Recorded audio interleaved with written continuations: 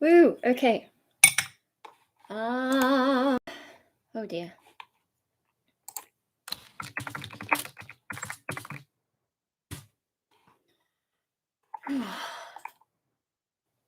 Let me close Facebook because that is going to be super distracting. Okay. Oh, hello. Yes, another live stream where I gave even less warning this time. Oh, but I feel like it's Festivus, so, here I am. I guess I will air some grievances and give you an update on what is going on. Yeah, real sorry that I'm just like not organized and on top of stuff. Yeah, that's just my life at the moment. So, where we pick up from, let me just check what was the last thing I uploaded. I think it was maybe that live stream, or I genuinely can't remember. I'm not keeping track of usual. So, yeah, no, it was the last one, the live stream. Okay. And so that live stream, I was talking about medication. I was talking about Lexapro. Is we thought we'd try that because it's a liquid antidepressant. Well, the one that I got anyway. And I'm very sensitive to medication and side effects. But I discovered that a while back, but even last year I had issues with what was it, Claritine, an antihistamine. And since then I've worked out that I can have kids Dimetap, but half an adult dose, which is less than a kid's dose, and I'm fine with that. So the logic behind liquid Lexapro, escitalopram, was if it's liquid, I can work out a dose that my body can tolerate that still helps me without too many side effects. So that was the plan. And it didn't go well. So with that, like a standard dose is 10 milligrams. I started off with about 5 or 6, so like half that. And so the day that I did the live stream was the first day that I took it. And so that, like, I seemed okay, and also I like that day I had bonsai earlier, so I was already tired. And I think while I was live streaming, I thought like anything I was feeling was probably just from bonsai, um, tired and worn out. But about 2 in the morning, or that night, 2 in the morning, it's kind of funny to think like I consider it night, but it's technically the morning. Whatever. Anyway, about 2 in the morning, after taking that first dose, I had this terrible attack of nausea, like so bad that I was just glad I was already lying down in bed. Because that was horrible. Oh, I've left this on top chat instead of regular chat. Let me just fix it. Okay, I think we're good. Yeah, and like it was so bad. It was so hard to I was trying to find a position, like, when you're in a lot of discomfort. Hang on, I know something else is closed. Oh, I'm really not used to. I definitely opened up like the Logitech thing that fixes the picture, but I think when I start YouTube, it closes it, and I'm like, why would you do that? So let me just. Oh, it didn't really make much difference. Is my light? No, that's not right. Okay, whatever. Ahoy! So I'm just catching everyone up. I mean, you've probably been able to see my Facebook stuff anyway, but I'm catching everyone up on what happened with Lexapro, escitalopram. So I guess I'm airing my grievances about escitalopram. Hooray, Festivus, yeah. So, yeah, I woke up at 2 in the morning, had this terrible nausea, was glad I was lying down already. And then, when when you have like heaps of discomfort, and sometimes you try and fix it by like shifting your position. I did a lot of that, and I felt like I just had to focus on breathing because it was just really awful. So I got through that, eventually fell back asleep. In the morning, woke up with still feeling queasy, headachy, dizzy, probably a bunch of stuff I don't remember. I mean, that's part of the reason I write things on Facebook, is just so that I can remember later, like go back and, if I need it for something. past me has written it all down, um, with dates and all that, like, what date, what time, and all that. Um, yeah, and then also that day, so the day after taking the half dose, I had an orthodontist appointment, and when I was walking there, um, I had this really weird feeling of, like, being disconnected from my body. I felt like I was a different height, but I couldn't tell you if that was taller or shorter. It's just like, "Something about this isn't right." And when I was looking at things, it's a route that I've walked a lot of times before, but everything looks kind of different in some odd way that I can't quite place, but I think it was like maybe my 3D perception had changed somehow, but, yeah, I can't really explain what that was like. It was very strange. Um, and yeah, just, like, that feeling of chemical unwellness, which I don't know how to explain that either. I mean, I guess if you felt it, otherwise, yeah, just really uncomfortable. So that night, instead of taking the half dose, I took a quarter dose. And like I did a little bit better overnight, but the next day I was still really dizzy and having a lot of just I think I was also developing a bit of dry mouth. I think I was developing a bit of acne. It was just like affecting my entire system. And at the end of that day, um, I was just like, I'm not taking anymore. I had that, yeah, the unwell feeling that very much reminded me of when I tried like all the different medications that I've tried. That was about 5 years ago. Like I it's sometimes it's hard to remember stuff until you're feeling it again, and I was just feeling that, yeah, chemical unwellness, um, really felt like medication, like, bleh, um, and then I was, like, remembering, why I stopped trying to take medication in the first place. So, yeah, I had been thinking, like, maybe I should just get it out of my system, and then the following week after Bonsai, just take 1 drop, but, it took actually, like, 4 or 5 days to completely get out of my system and for me to feel better again. I had to cancel a thing on Monday, which is a bit frustrating, but, you know, um so yeah, I just decided not to take it because 1 drop, I mean, it took so long to get out of my system, so I don't know 100% how half-life with medication works, but there would have still been some amount in there and probably the equivalent of 1 drop at one point, and I'm just like, I'm probably still gonna get side effects to that.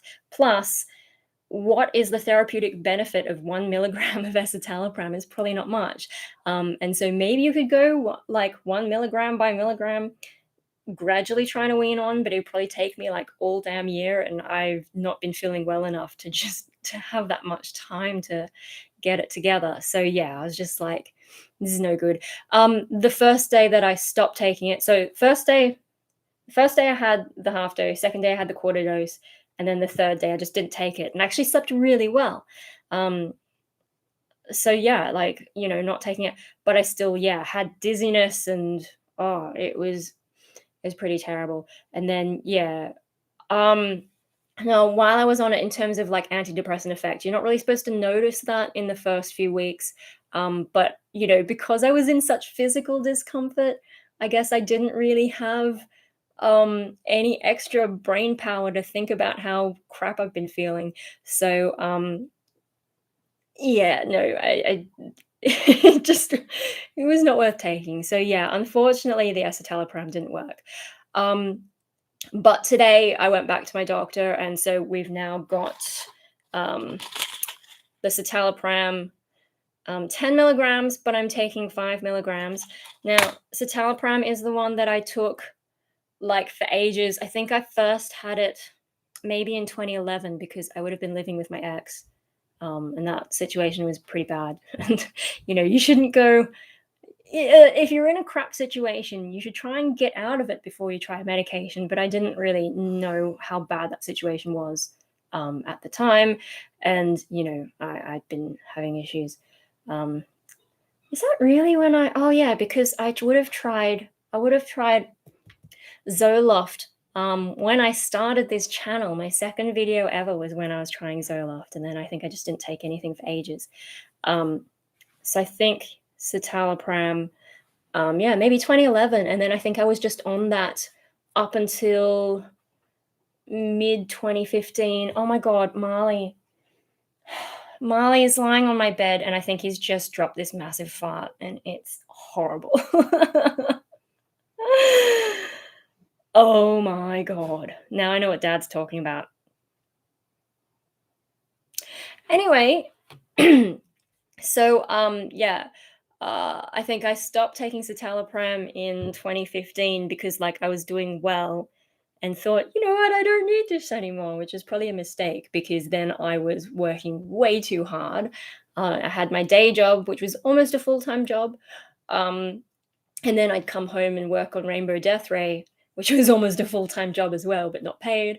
And then, yeah, my grandparents died and it all just like fell apart. I was too worn out. I had no reserves left. So when I got depressed, sort of late 2015, and all that, they put me back on citalopram, and then it wasn't working enough. So I went on a double dose, and that's when I realized, yeah, that really was the thing that was ruining my appetite. So I've sort of got ahead of myself at once.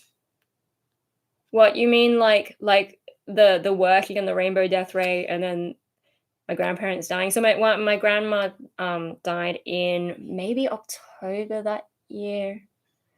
And then my grandpa was like in December. So no, they didn't die at the same time, but it was just like it all happened around then. Yeah, no. um so yeah, I just anyway, so with the citalopram, yeah. What so blah blah blah blah blah. Yeah, it sort of ruined my appetite, especially on the double dose, and then I um like, my appetite was so bad at that time that I was, like, on a smoothie diet, like, because I couldn't actually eat anything, so I discovered smoothies, and then when it got really bad, I was on, like, the Sustagen hospital formula diet just to get something in me. That was really terrible, and then I think, like, after that, we changed maybe that's when I changed psychiatrist, or because the first psychiatrist was kind of I told her, "Look, this is what this medication does to me," and she just increased my dose, and I'm like, "How is that logical?" But, yeah, whatevs. Anyway, turns out, everything else I tried after that, either I had bad reactions or they didn't work. So, thinking about that history, citalopram seems to be the one that's just safest for me to take because, yes, I get side effects, but they're not too bad. Like, I could live with them. I lived with them for almost 5 years maybe. Um, Now the side effects that I did get from citalopram, uh, I don't remember, like, when I first went on citalopram, but when I went back on them, while I was still in Rainbow Death Ray, I had, like, this sort of jittery agitation, and, so in band prac, interesting things happened because I was a little bit like, I think I was a bit like that when I started the band, to be honest, because I don't even like rainbows and unicorns. Like, how did that even happen? But yeah, when I went back on the citalopram during Rainbow Death Ray, yeah, I all that crazy energy at the very start of taking it. Um, that was like the main side effect of going onto them, and then yeah, after that, just my appetite. And when I first took it, I didn't even realize that it had affected my appetite because I've always been a low appetite person, and I've always been kind of picky. But yeah, it sort of exaggerated that and made it worse.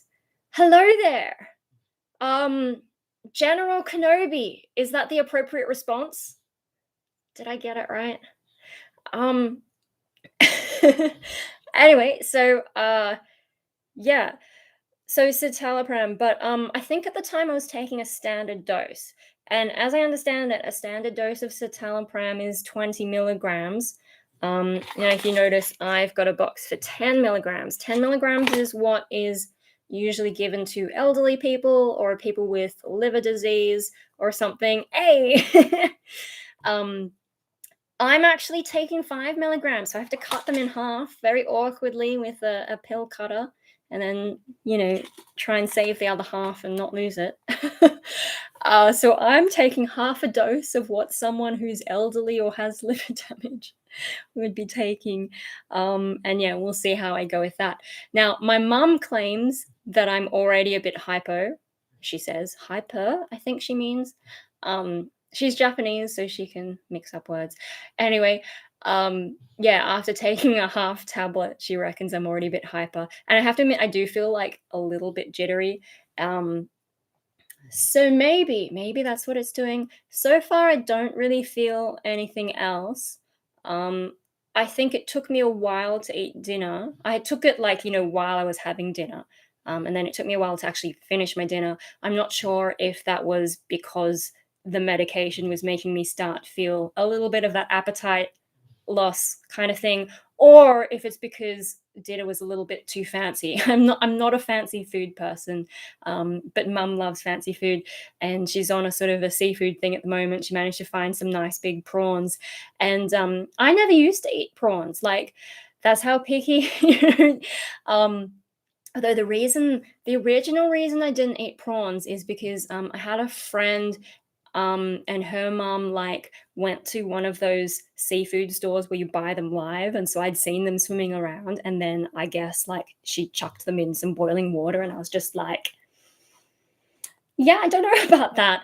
Um, and then also like with seafood in general, they're small animals, and like so you quite often see the entire body, and it's just like it's kind of weird, like, this entire little creature, with the beady little eyes, and they look kind of like bugs.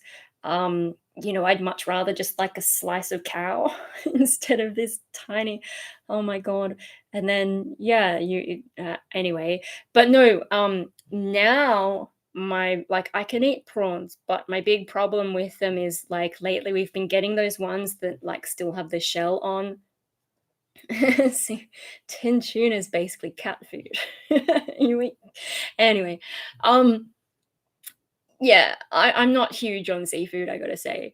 And then, yeah, the big problem with the prawns and the ones that still have, like, the head and the shell and the little legs is you have to, like, break all the bits off, and I'm just like, "It's too much effort to go to eat something." I just wanna eat the thing. I don't wanna have a fight with it to be able to eat it, you know? And it's so fiddly and then kind of messy, and I'm like, so I don't have the patience for those shellfish, and for me, I don't know if other people experience fish is not so bad. Like it's more the little creatures, because like my brother also brought home this like seafood platter, and they weren't lobsters.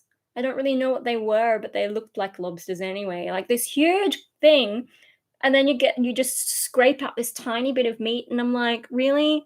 This huge thing, and like you only get that much out of it. It's like seems like a lot of effort for such a tiny bit of whatever. And it's worse with the prawns because yeah, you got to and then and then chuck all the bits away, and then you just get this, and it's too much effort. And the thing for me, as a naturally low appetite person, and now adding to that chemically, is like the more effort I have to go to eat something, the more likely I am to lose my appetite. Like if it's too hard, my brain's just like, "There's no point eating this. Don't even bother. Just don't even don't even touch it." Or like, if it takes too long, sometimes I can lose my appetite. Like the more effort I need to put into eating something, the less likely I am to eat it. So yeah, um, these weird little difficulties I've had with food over the years. Um, so yeah, I'm not huge on it, and then the other thing is, like, it wouldn't be so bad if you went to all that effort to eat the seafood, if it tasted amazing. I don't experience that. I'm not sure if other people think it tastes amazing, but I personally don't really understand. Most of those creatures look creepy. Yeah, they do a bit, especially like the really big prawns because they have the big beady eyes and like all the little like antenna thingies. I don't know what they called in like whether they're still called that, but it's just like yay. So I had two, but I gave mum the other two. Like she gave me four of them, and I'm like, I can't. That's too much. It's too much effort for me. Um, Yeah, and she really loves them, so I'm like, "Yes, mother, you have it. I will not get as much benefit from eating those." Um, yeah, but, so, like, when my brother brought home that seafood platter, so I'd never eaten anything like lobster, I don't think, before. I don't know, like, he called it a bug, and I'm like, Okay. Maybe that's a thing, but it just makes it sound less appealing, to be honest. Um, so I don't think I ever had one of those before. I have had prawns, especially like the little prawns that, like, sometimes you have in fried rice or whatever. Those ones are fine. They're already got no shells and stuff, and they've already had their little heads chopped off and all that, and the tails chopped off. There's no annoying bits. That's fine. I don't go out of my way to find them, but if they're there, I no longer have the problem with them that I used to. Um, but also in that thing, we had oysters, and I don't think I've eaten oysters before, or maybe I have like a little bit, but no, not very often. If I had two of each, I had two of each animal, and I was like, I am Noah's Ark. Anyway, um, no, the oyster thing, and I was thinking, like, so, Cam and I have been watching Heroes almost in sync, but not really. Anyway, I was thinking about Angela Petrelli and her little oysters that she's eating while someone talks to her. I don't even remember who. But, she's in this fancy restaurant, whatever, just having her fancy oysters, and so I had a couple, and I'm just like, "I don't understand why it's so fancy. Is it just because it's expensive or used to be expensive, or I don't get it." Um, but that's what was going through my mind while I was eating the oysters. I'm like, yes, I am having the Angela Petrelli experience. Not sure what I think of that, but okay. Um, hmm. Anyway, so yeah, medication. I think we can say that none of the earth animals are safe from becoming food. Yeah, even fugu. Nani, what's it in English? The puffer fish? We can make food out of anything. Well, there's some people who have that disorder where they'll eat like metal, so, you know, um, yeah, you can eat anything if you try hard enough, I guess. Might not be good for you, but oh dear. But yeah, so that's my medication situation. So to summarize, and for anyone who's just tuning in, yeah, escitalopram didn't work. Reacted really badly. It had a whole bunch of side effects. Just not worth persisting. So now I'm back to the citalopram, and we're starting on a quarter dose. And my mum thinks I'm already hyperactive. I don't know if I'm acting any differently. I will say I'm a little bit subdued, maybe because I heard someone walking up and down the hallway, and yeah, but whatever. So we'll see how that goes. I had my first dose of citalopram at dinner. Yeah, like I said, mum thinks I'm already hyper. Uh, I do feel a little bit jittery, but hard to say if that's just a placebo thing. Like, on the other hand, I am pretty sensitive, so maybe I am already reacting to it. It is a low dose though, so I'm probably not getting as much as I used to going on it. And yeah, we'll just see how it goes and see if it helps with my mood. Because as much as like I present, like, yeah, no, I've been struggling. Um, oh my gosh, that's the other thing. So with Lexapro, I think the day or two, maybe 2 days after taking it, I had to film the next Punk Rave Australia, which is coming. Patreon guys have seen a little bit of that. Um, and there's like I actually did a vlog that was just Patreon only because I was still wearing my Punk Rave Australia stuff and I didn't want to, like, I can't show you that yet. So that's a Patreon only thing. Anyway, yeah, no, I had to film it while I was still on the escitalopram Lexapro, and it was a struggle. Although I've been editing it, and I think I did a really good job. Like I think I just that fashion me persona just like turned on and it was fine. But while I was filming it, I was a little bit anxious that you might be able to see that I was struggling. And yeah, it took me a while to film it because I kept sort of like there were moments where I think I was rambling and just like trying to get my thoughts into a straight line. I mean, I tend to ramble anyway, even in some of those ones. Like, what was that? Well, which one was the one where I just like did a 4-minute segment about a pocket? But they're always like, "We love the detail you put into it." So I'm like, "Yep, well, I'll just keep doing what I do." But I mean, like beyond that, like it wasn't even in order. It was just like, so I had to refilm that. I was like, "What am I saying?" Yeah, and it took me longer than it normally does to film those, and I was just, yeah, I was struggling, and I had to, like as soon as I was done, I just had to take it all off because it was actually quite warm, and so I was, it's finally getting warm here in Sydney. So yeah, I just had to take it off. Because the other thing is that, so that was, yeah, that was after I was on the quarter dose. When I was on the half dose the next morning, I could only wear like the most baggy shirt that I could find because that nauseated feeling, I felt like it was like choking me. So I had to find a really baggy shirt to wear just to get through that day. So yeah, that's how bad that was. And then so the next day, the Punk Rave Australia stuff, like it's a little bit close fitting, but I was able to handle it. It's just like, yeah, at the end of it, I was like, no, actually, I've got to take it off now. I'm not feeling so great. Um, oh, pocket banter. Pocket rambling. Hey, it's all good.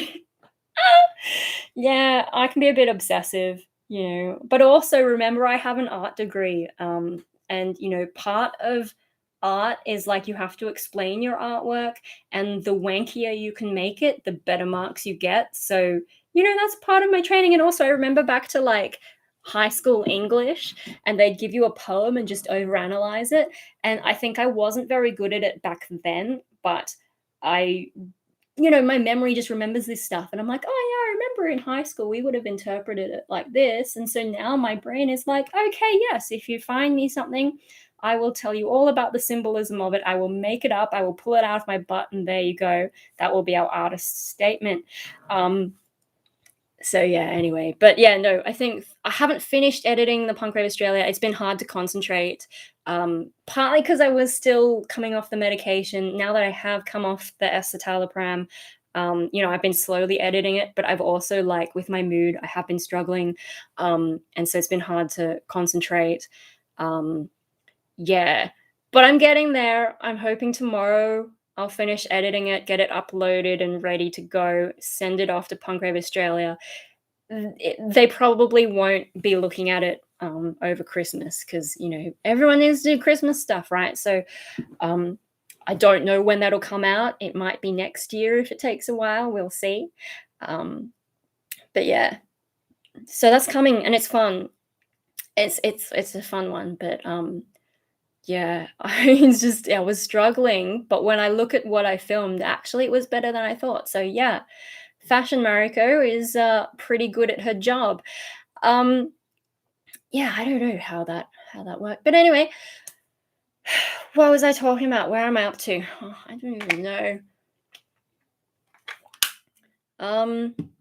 Oh yes, more grievances to air. So the other thing that happened is I think I mentioned that I was gonna quit Centrelink. I think I mentioned that last time.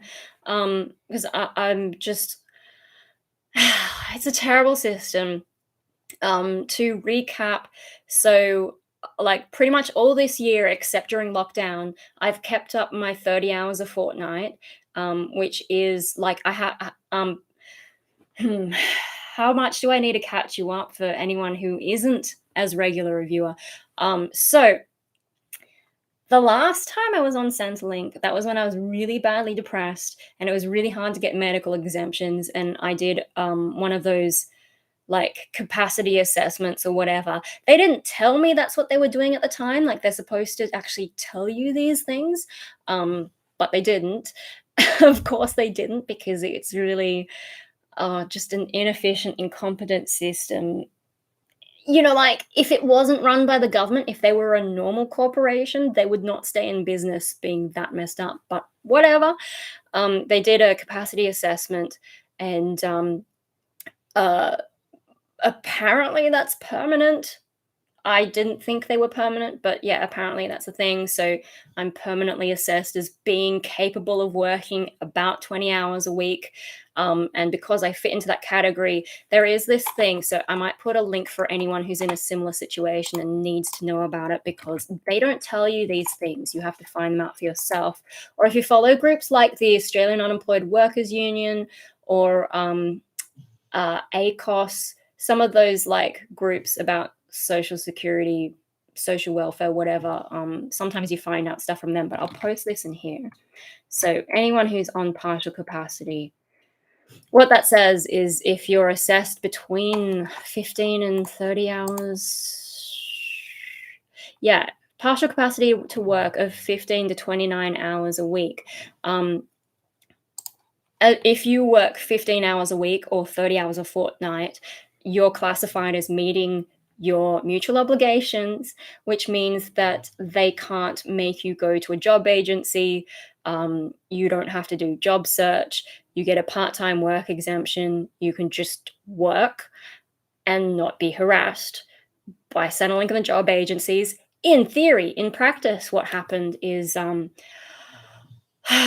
I tried to get them to recognize that, because the job agency was trying to make me come in for, for what?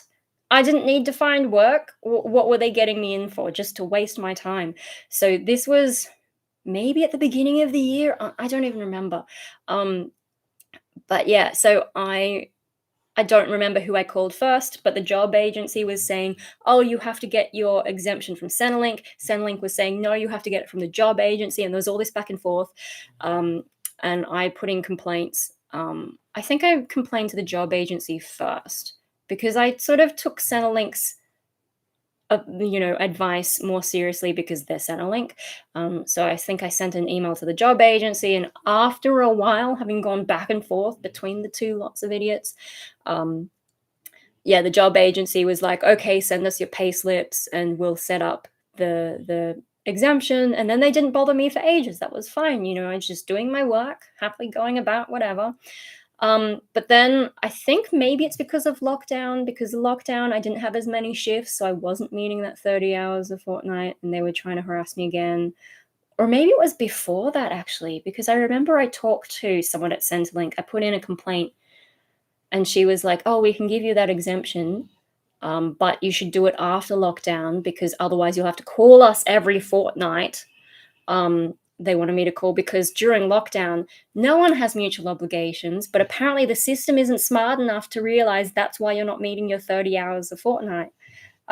So had I gotten the exemption at the start of lockdown, I would have had to constantly be calling them, apparently, to say, "Hey, I didn't make my hours this week because of lockdown." Like, it should be easy to build that into the system, but no. I mean, it should also be easy to build into the system the fact that I have a partial capacity, and then recognize I'm doing the right number of hours, and just automatically not bother me. But no, that would be sensible, wouldn't it?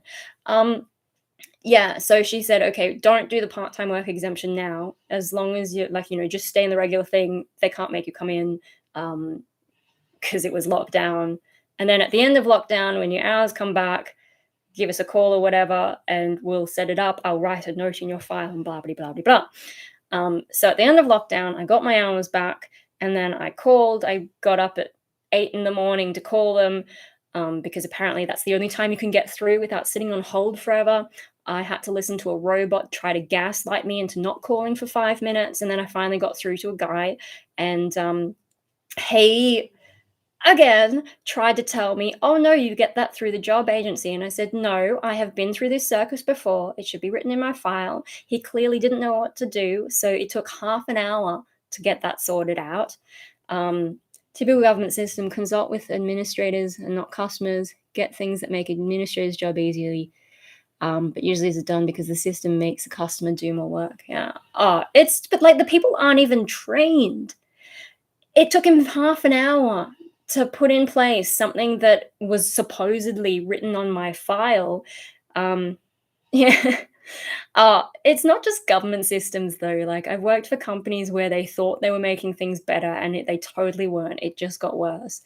Um, bureaucracy in general, middle management, all that crap.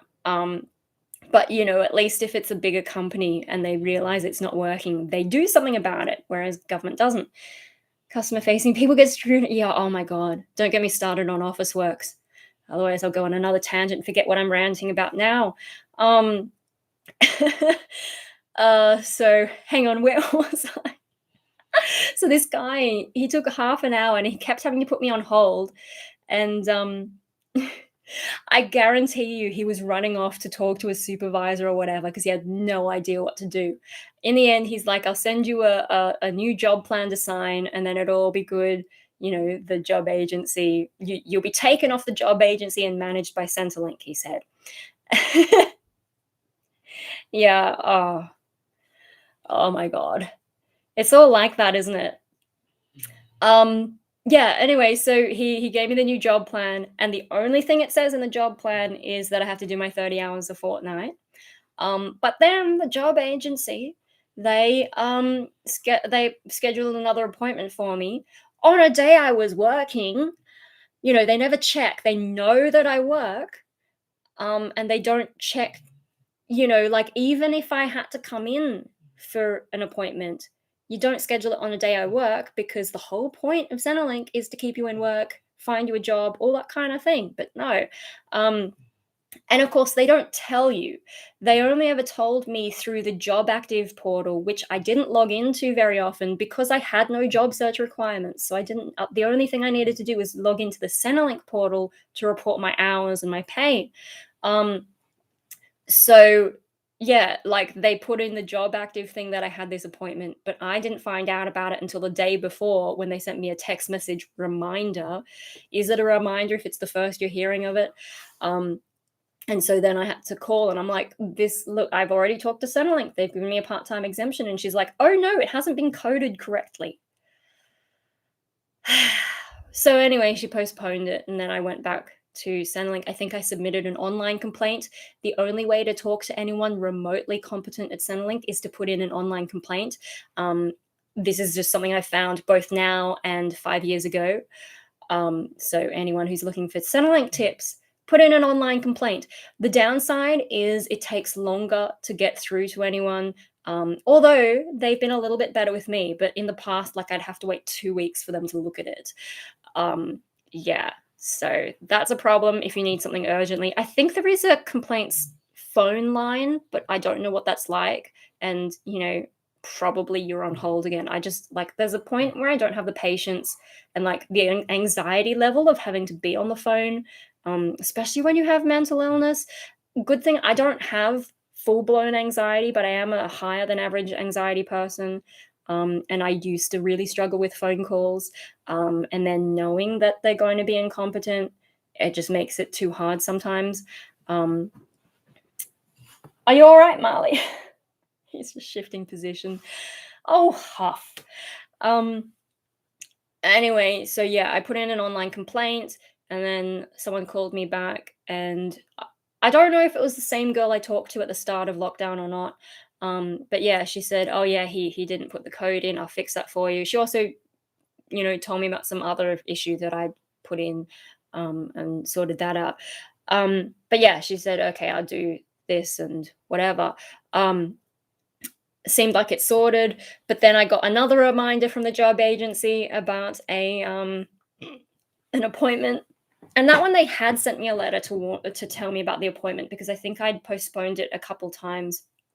Yeah, I don't know. They sent me a letter about that one, and so on that Monday I had tried to call them, but I was on hold for 10 minutes and I had to go out.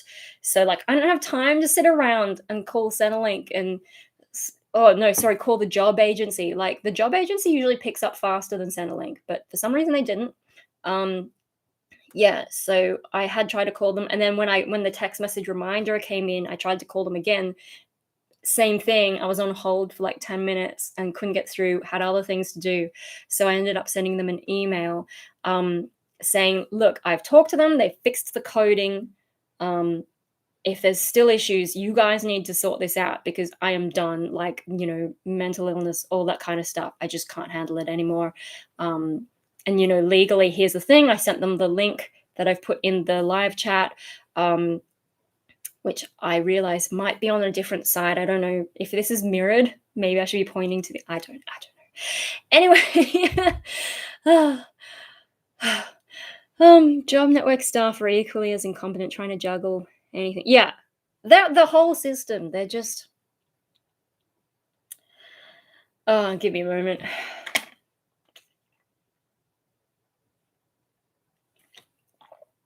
Dear, oh dear. Anyway, so after I sent that email, I think I mentioned like, the mental health stuff, and I was like very like, here's how it is, blah blah blah blah blah, register my complaint with someone because this is, whatever. I don't remember. I could look at my sent files, but I can't be bothered. Anyway, um now on the Friday when the appointment was meant to be, like I told them, don't contact me except by email to let me know that it's been cancelled. They didn't contact me, but they didn't tell me that it was cancelled. And then later I logged in and saw on Job Active, they updated it as you're no longer required to come in. And I'm just like, I just told you guys I don't check Job Active. And that's where they decided to tell me again. If all staff are incompetent, it's a shitty system. It is a shitty system. Hey! You then have to gamble to get someone good. Yeah. I mean, the complaint staff at Centrelink are better. They seem to be better trained, but also I think when you put in a written complaint, it gives them a chance to like think about it. Ah, an epic broomstick. Oh my god, everyone's turning up now. Hey! Yeah, the airing of grievances. We're up to the Centrelink part of this Festivus live stream. Blah. Yeah, anyway, so the job agency hasn't harassed me since, which is good. Problem is, my mental health has now reached a point where I can't work the 30 hours a fortnight anymore. Um, I've really like just not been doing well. And so yeah, I think I mentioned last time even that I was yeah, going to quit the finance job. I'm still going to be doing a little bit because I got to find someone to replace me. I mean, if I really need to, I can just quit because like I'm a casual, but I'm trying to keep up a bit of it. But my intention is to just because yeah, I just need to sort of work on myself a bit more. Um, because yeah, I anyway, before I get into that, so yeah, that's where I got to with that. And then when I was getting ready to quit Centrelink, so like after I wrote to the job agency, I then had to sort of, just get myself back together because I think I was still coming off the medication, the escitalopram. And then yeah, I finally sat down. I think I just reached that anxiety point where I was like, I have to write to Centrelink and just get it done. Like enough thinking about it. It's time to just do it, write it, quickly read over it, not think about it too much, send it off. And so I sent in off the complaint and I mentioned like, that I've been going through this part-time exemption thing. It's finally been sorted out just as I fall off the mental health cliff again. So like they've sorted out my part-time work exemption, but I can no longer use it. So like what was the point of all that stress? Like it's too late. I could have used it before. I could have used no job agency harassing me before, but now I'm at that point where I just can't. They're adding to my stress and I just need to get out. And cancel my payment. All this kind of stuff. Like I mentioned, I've had to deal with suicidal thoughts. Because like I've got anhedonia, and if I can't enjoy anything in life, and if I'm just suffering, like what's the point? All that kind of stuff. Depressing, dark. I'm sorry, guys. It's just like what I'm going through. Trying not to get emotional. I think I'm doing okay so far. But yeah, no, I just went through all the stuff, and I was like, look, the system is really bad for mental health. And if you're mentally ill and you're constantly having to go between incompetent people fixing everything, like, you know, of course you're just going to make it worse for us. Like, especially people with anxiety who can't make those phone calls. Like, I can just do it. I used to have really bad social anxiety in high school. Um, probably YouTube has helped with that because I've got practice talking in a very sort of safe, like the camera is there, but there's no one, there's the live chat now, but it previously I would just talk to the camera and like that's much easier than talking to people. Um, yeah, I used to be really bad with the social anxiety. Um, Imagine someone who has full-on social anxiety trying to interact with the system, and then the system is not user-friendly. Like I said, like, why I posted the link in the live chat is because not everyone knows about it. I didn't know about it. I didn't know that I could just work 30 hours a fortnight and have them not harass me. Um, the clap from I don't know who that is, but just about anything is better for mental health than Centrelink. Even going off their payments and being poor for a while, even that camera's good at listening. Yeah, yeah. Cameras don't interrupt you. Although I realize I do have the live chat open and I'm inviting interruption, but that's fine. This is our social hangout. Started a PhD that I wasn't ready for because of this. Oh dear. Yeah. I mean, the thing to look at is right, when the pandemic started, right, and ScoMo's like, we're closing the borders, everyone's got to stay home. Here's what the restrictions are, blah blah blah. And then they brought in JobKeeper, and they also doubled the job seeker payment. And then they're like, no mutual obligations, no income asset tests, blah blah blah blah blah. Just made it really easy and gave people a decent rate of pay. Um, in the pandemic, like everyone losing their jobs and a really stressful kind of thing, especially at the start when no one knew how bad it was going to get. No one knew how even a pandemic works because it's been a while since we've had one, particularly in Australia. Like I know China, Asia's had the odd thing pop up, but we haven't. We haven't really lived through it. So a lot of people would have been having anxiety and all that. But because the government put in an appropriate level of support without all the pressure, the suicide rate actually went down. I wonder why. Put two and two together, you stupid politicians. Um, Centrelink turns the average Aussie into Brenton Tarrant like 10 years ago now already. I don't know people very well. That sounds like probably one of those people who goes around shooting, but Australia doesn't really have that many guns. So the Wuhan flu is inflicted onto this country for no good reason. We live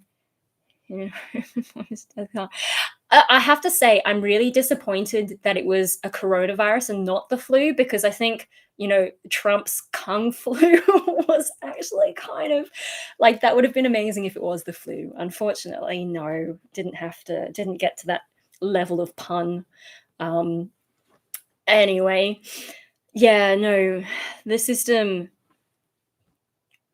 like, it's just such an obvious thing. You take stress off people, suddenly they don't have as much mental illness.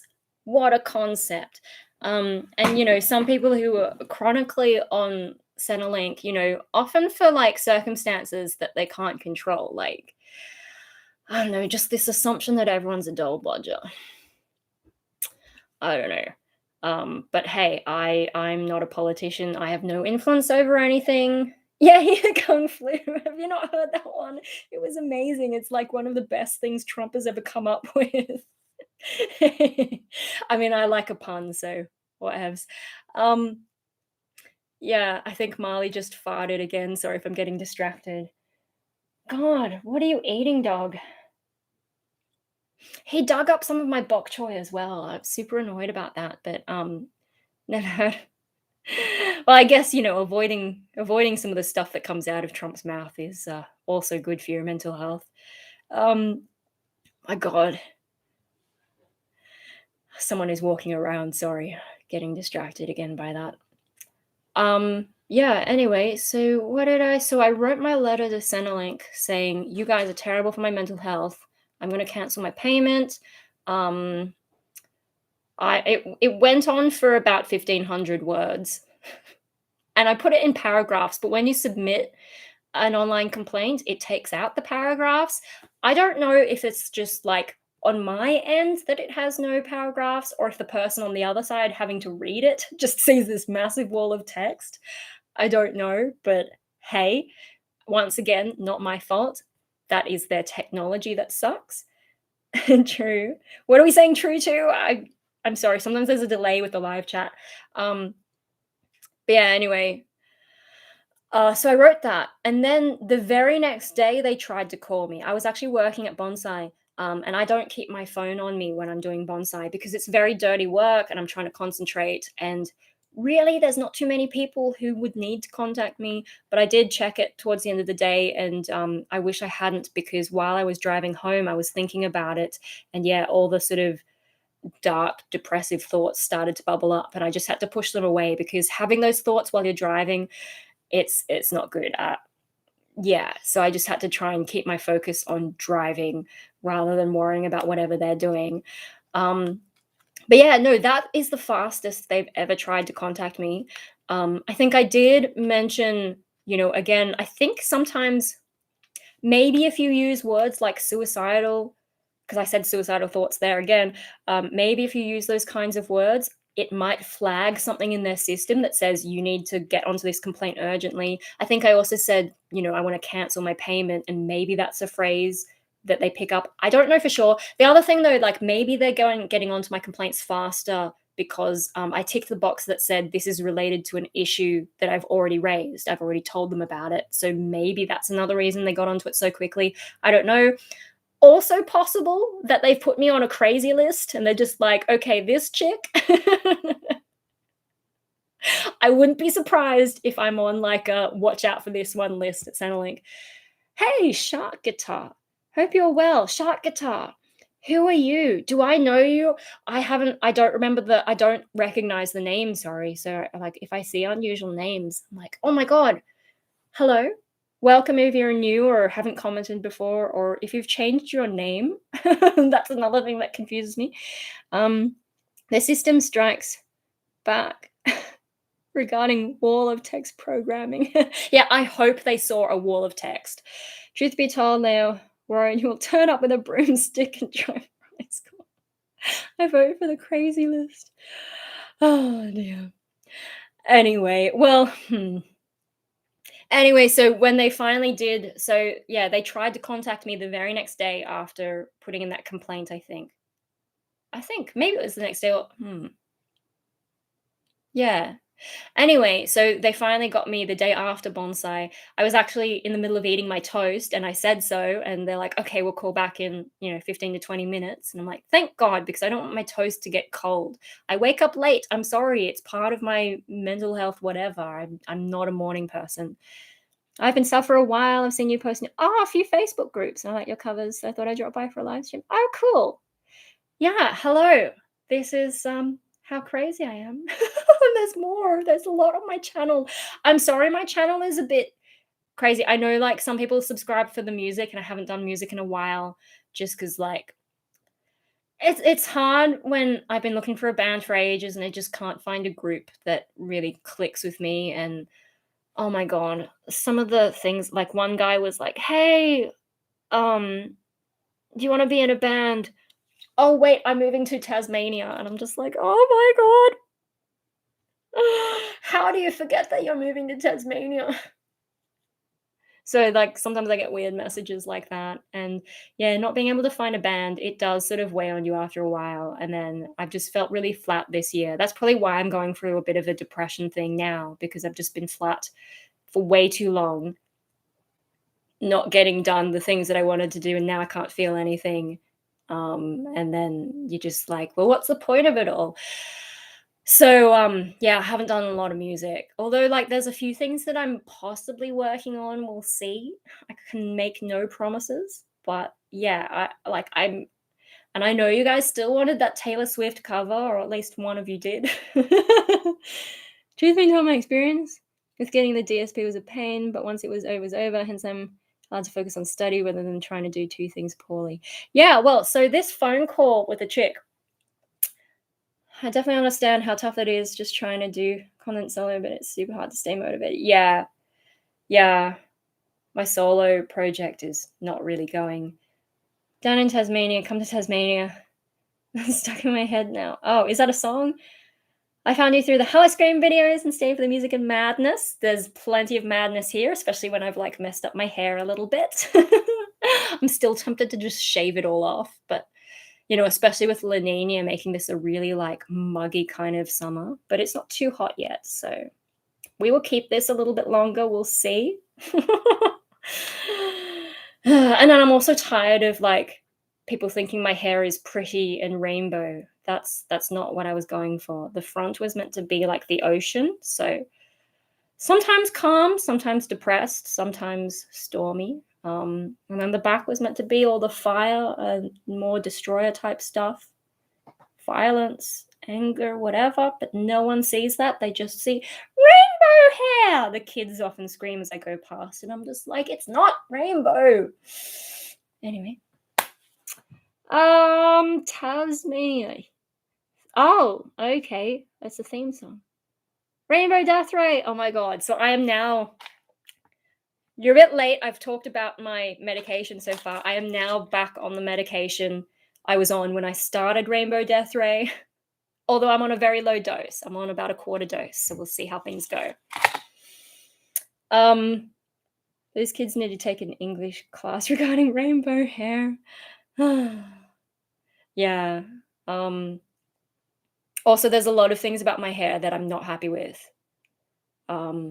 But I will worry about that another time. Many would say the hair made you look like SJW. Yes. The thing though, so the very far left, like stereotypical LGBT feminist, whatever, they tend to do their own hair, which means you just bleach the entire thing, and I think they just put one color on. I think maybe the reason that I don't quite like, I think there's some people who think like, some people in the past have thought I was vegan because, well, especially being on citalopram and not having an appetite, I was very skinny. And I mean, I'm still very skinny, but I was even skinnier, and vegans are often very skinny, plus with the colored hair. For some reason, all the colored hair promotes itself as being like, the dye itself is like, we're vegan friendly, and I'm like, I don't care. I would prefer longer lasting color than vegan whatever. At some point, a lot of those chemicals in the past were tested on animals, though. So, like, just because you didn't test this batch for analysis skills. But yeah, I think because like I spend the extra money to get my hair done properly and get it done in a sort of more artistic way where I've said I want this and that. I actually washed the front a bit because he didn't do it really the way that I wanted to. So I washed it out as best I could. I'm trying to get it to white because it just wants to fade naturally. But I thought, you know, let's just start with white instead of letting it fade. And then I've got, well, he made it more purple than I wanted it. I wanted it more dark blue and then light blue and then maybe a bit of turquoise at the end. But the turquoise never comes out as green as I want it to, like not the right. I don't know. And then at the back, I have like, well, that's another thing. I never really wanted the peacock look. I just wanted the fire look that I used to have. I don't know if you guys have seen those pictures. But yeah, so I've got the red sort of mane, and then underneath you get a lot of that yellow stuff, and then I've got it shaved. I'm going to try and turn around and show you the shaving, but it probably looks heaps crap now because I've got like a centimeter of regrowth. You know, whatever that looks like, I don't know if it looks any good. I'm sorry if my angle is no good because I can't see. I don't have a mirror with me and I can't be bothered to get one. So yeah, and I spend a few $100s every time I get it done, and a few good hours sitting in that chair. Whereas I think your average sort of, you know, activist type person, alternative culture type person, a lot of them don't want to do that. They want to do it as cheaply as possible. Bleach one color, maybe if they have a friend, a few extra colors. I don't know. So I think that might be why you at least perceive me to not be as much in the SJW whatever. Although I know that to some people, I will look like that. But then I confuse them because it's not just blue hair. There's this other shit going on. Yeah, that's a quick analysis of my hair and what people think of me. I think the main one, though, is people just think I'm vegan, or they used to. And I was just like, no. And this is during Rainbow Death Ray at gigs. Sometimes we had this jar of lollies, and it's like, you know, give us a donation, you can take some lollies. And Yeah, one day this girl comes up to me and is like, like the lollies, like they're made of bugs or something. I think she was trying to put me off, and I'm like, oh well, in some countries, bugs are a delicacy. And she was kind of shocked that I would say such a thing, and I'm like, and she's like, oh, you're not vegan then, and I'm like, no. And as much as I wouldn't eat a bug as is, if it was processed, do I care? Probably not. Um, yeah, I hear they're good for protein, like, whatevs, anyway. Yeah, she just sort of looked at me, and I did have colored hair during Rainbow Death Ray as well. Um, I don't know. I'm not one of you, I'm sorry. Ah, enough getting them to bathe. Well, look, if you wanna keep the color bright, you don't wash your hair, but I mean, with depression throughout my life, I have had trouble taking a shower, but these days, because I do Sunday as cleaning day, I shower at least once a week, which is a huge improvement on what I used to do, which is, like, maybe once or twice a month, to the point that I couldn't remember when my last shower was. Um, but yeah, no, these days I have a shower once a week, but the way I keep my hair looking good is a lot of the time I will tie it up, put it under a shower cap. I've got a little bat shower cap. So it's kind of cute as well. And that's how my hair stays nice and bright without me stinking up. And I also like spray heaps of deodorant every morning and every night. I'm probably killing myself slowly with the chemicals in it, but who cares? Because I don't plan to live that long. Yeah. Honestly, looks more far fair. Did you mean to say far right? A plus hair analysis. Those who eat bugs eat the poo poo. Oh dear. Far right. Do far right people color their hair? I think they would avoid that because they don't want to be associated with the far left. Um. Anyway, give me a moment because I had my chamomile tea before coming on here, and now I really need a quick trip to the bathroom. Somewhere in the background there. I promise I will not emerge in a bear suit, but I will be right back.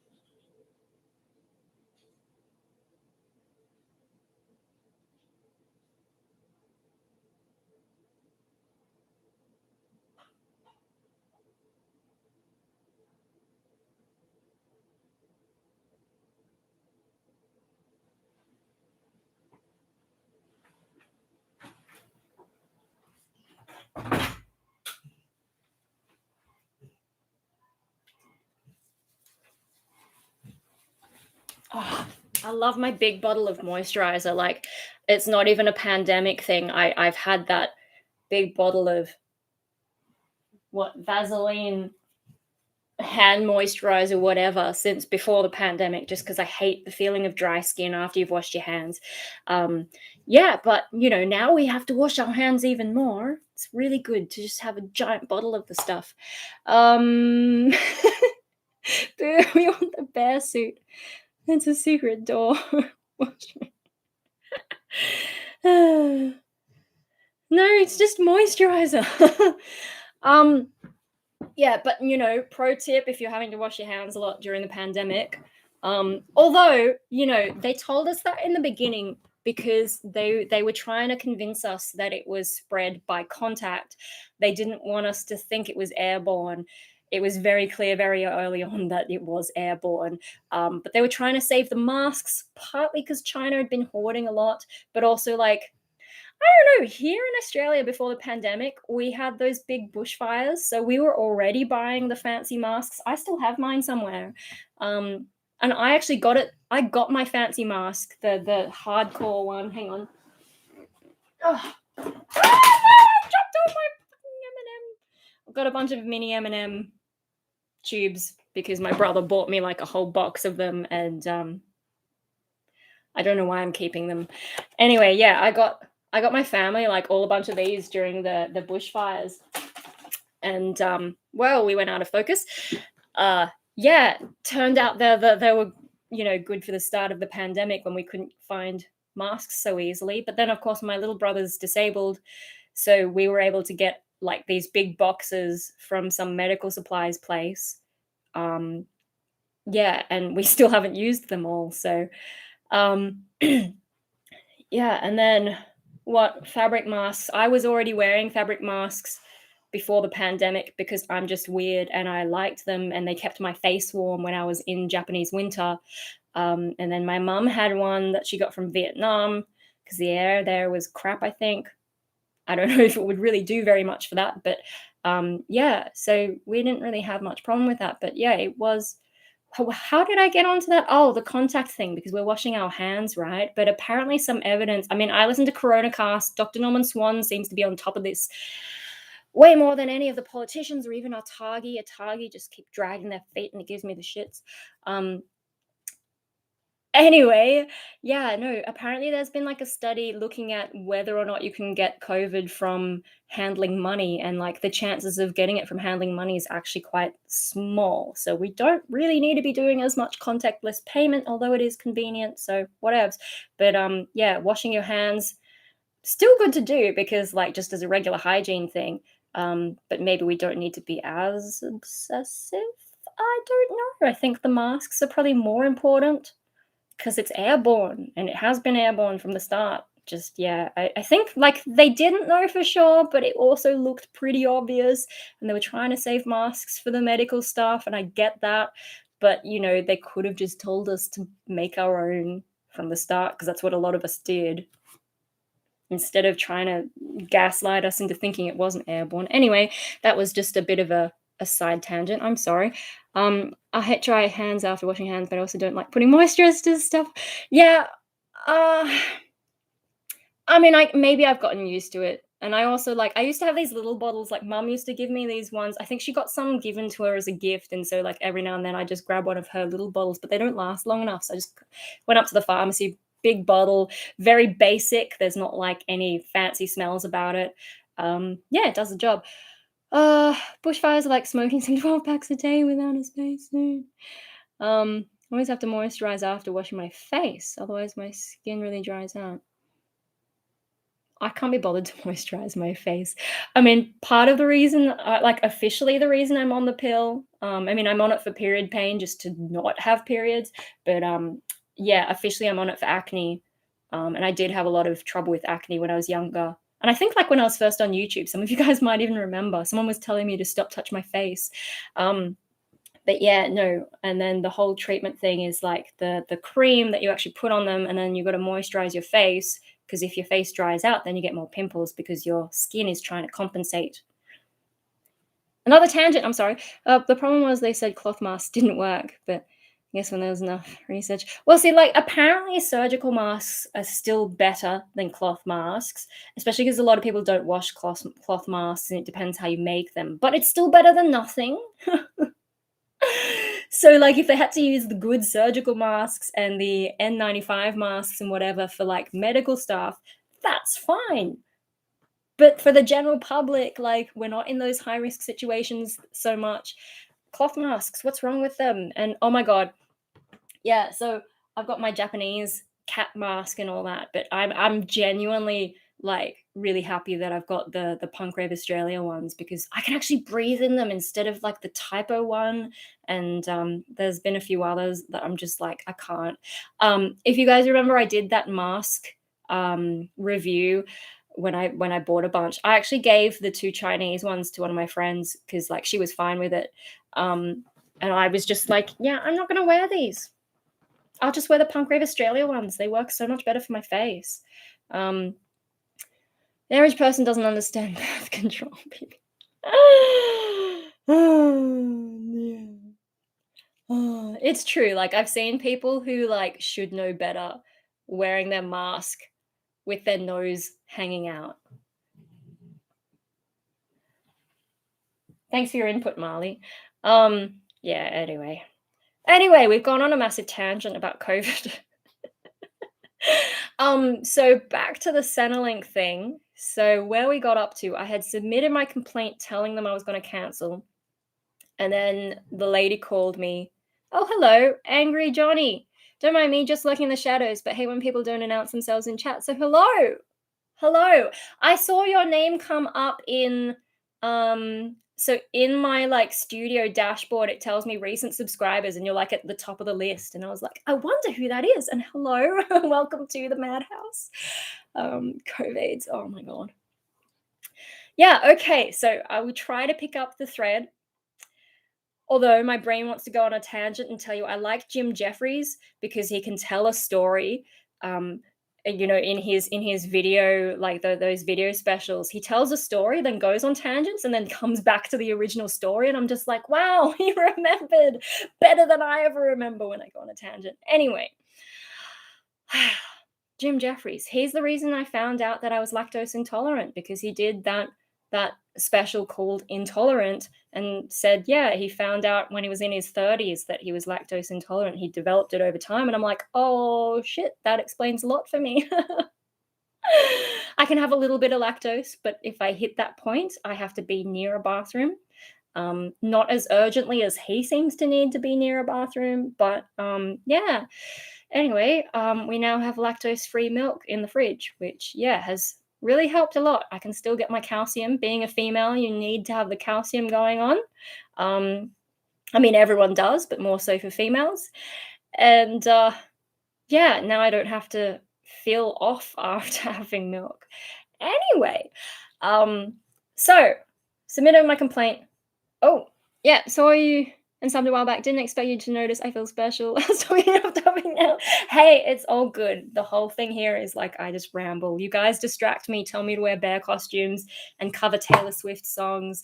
And eventually one day I will get to it. Although the place that I wanted to get the bear suit from, that funny costume, they've never gotten it back in stock in my size. So might have to find a different one. Anyway, let me just have a quick drink. So I told Centrelink, yes, I'm going to cancel. And then they called me. And that was yesterday. What's today? Is today Thursday? Yeah, that was yesterday. Wow. My sense of time is really badly off at the moment. Used to have a bear called Kuma-chan. Anyway, they called me yesterday. And I thought, like, in the previous one, they call like one of the things she addressed with me was because I mentioned suicidal thoughts. She's like, oh, I just need to check with you, make sure you have all the support, as well as like fixing my issue. This time though, I said, like, there's not really any issues to fix, just I'm going to quit. And here, you're so bad for mental health. I mentioned suicidal thoughts, blah, blah, blah. And then they called me and I thought the lady was just going to talk to me about that. Like, okay, you're canceling, but we just need to check on you because you've said this and whatever. But no, the first thing she started talking about is like, oh yeah, so like with the part-time work exemption, so the girl you talked to last time, yeah, she fixed it, but the problem is she didn't fix the job plan that the other guy did. She didn't fix the job plan. The job plan only went to December 31st, and so it was going to expire. And so now I've extended it to November next year, and it's all good. And I'm like, that is so far from what my problem is. Like so like I just sort of like broke down over the phone, like listening to that. I was just like, really, that's what you got from my 1,500 words. And I think I sort of lost it emotionally, firstly because there was yet another fuck up. It's just constant fuck ups. Like, even after talking to the complaints chick previously and she said it's all fixed. It wasn't fixed. Like, how many back and forwards do I have to go with these people to get anything solved? Um, and solved properly. Oh, hello, Hopi. Yeah, I'm sorry, Hope. Marley's already on the bed, so you're leaving. I'm just gonna close the door again, though. Hopi, are you okay? Oh my god. I'm sorry. I'm sorry. Oh, you can come in. It's okay. Oh, there's Marley in your spot. Oh, poor baby. Oh dear, Marley's in his spot and he's not happy. He's such a jealous baby. I'll tell you about his problems a bit later as well, but just stay here with me, okay? Dog politics. At least they make more sense than human politics. You're just a jealous little shit, aren't you? God, it's so different to my last two dogs. Like, we had the big dog, small dog combo, and they were the best of friends. But these guys, this one's the problem. I think Marley would be happy to be friends, but Hope is too much like me. I need some cocaine. What? Yeah, anyway, so where was I? Talking about the lady. Yeah, so the first thing that upset me was just that it's yet another problem that they had screwed up. Like, just constant screw ups. The first guy didn't put the coding in right, and the girl didn't fix the job plan dates, and then who knows what the next thing is. Like, this is one of the reasons I was going to cancel is okay then. Yeah, you're trapped now, Hope. You can't open the door. One of the reasons I was going to cancel is just like the stress of constantly trying to fix their mistakes. Yeah, it's just I don't need that when I'm going through my own psychological whatever. And then the second thing that was upsetting about it was just that she completely missed the main substance of my complaint, which was about how bad they are for mental health. So I just broke down, and then she's sort of like, "Oh shit." And yeah, so I explained, like, what I was going through. And isn't it funny, like, how the brain just turns on the waterworks and you have no control over it? I mean, like, I know that's emotions, but it just feels weird. Like, we think of ourselves as so evolved and so logical, but then the emotion happens and you're just like, damn, now I am crying on the phone to a stranger. But that's sort of like the level that I've gotten to with how messed up I am. Um, so yeah, I was talking to her about that, like, okay, you fixed the part-time work exemption. It doesn't matter. I'm going to cancel. It's too much. There's all this. Plus, I don't know what's wrong with me. Yes, depression is the diagnosis that I have, but I'm certain there's more that's up with me. It's just like, I can't see a psychiatrist because they're all doing telehealth, and there's so much that I can't talk about via telehealth. I can't do it in the situation that I'm in, and then also the awkwardness of, yeah, to really like explore all the issues. Not gonna happen. Like, anyway, so like, no one knows what's wrong with me. Properly knows what's wrong with me. Also, like, treatment hasn't worked. Like, I've tried psychology, I've been trying all these medications, I react badly to everything in some way. Yeah, and then I'm going through a thing at the moment. I just need the job agency off my back. I need Centrelink off my back. I need to not be engaging in all this stuff that just keeps screwing up. So I'm going to quit Centrelink. And she's like, don't do that. And she put a lot of effort into convincing me not to quit. Like, I said, look, I'm going to see my doctor tomorrow, and then after that, I'm going to cancel my payment. She's like, no, don't do that. The first thing she tried was to convince me to go on the disability support pension, which they've suggested to me before, and I'm just like, no, it's not happening. It's not going to work. Like, I mean, my youngest brother, he's disabled. profoundly disabled. You take one look at him and you're like, oh, yes, he should not be on anything but the disability support payment. You know, occasionally Centrelink just like become idiots and they try and call him in for like a review or whatever, and mum gets really angry, but she walks him up there to the assessment place, sits him down, and they're like, okay, you guys talk to him, and Mike is just like and they're like, oh, okay, we're sorry, yes, keep him on the disability support payment, pension. Yeah, so very obvious with him. He has diagnosed condition. He's got all his medication in order. Um, he's stable. Every now and then he needs his medication adjusted a little bit, but his condition is stable. And to be on the disability support pension, you have to be fully diagnosed, fully treated, and fully stabilized. I am none of those things. No one has figured out exactly what's wrong with me, so I'm not fully diagnosed. None of the treatments work for me, so I'm not fully treated. And I'm definitely not fully stabilized. Like, you guys can see that in me. I'm like, this is not the face of a stable woman. Um, so, yes.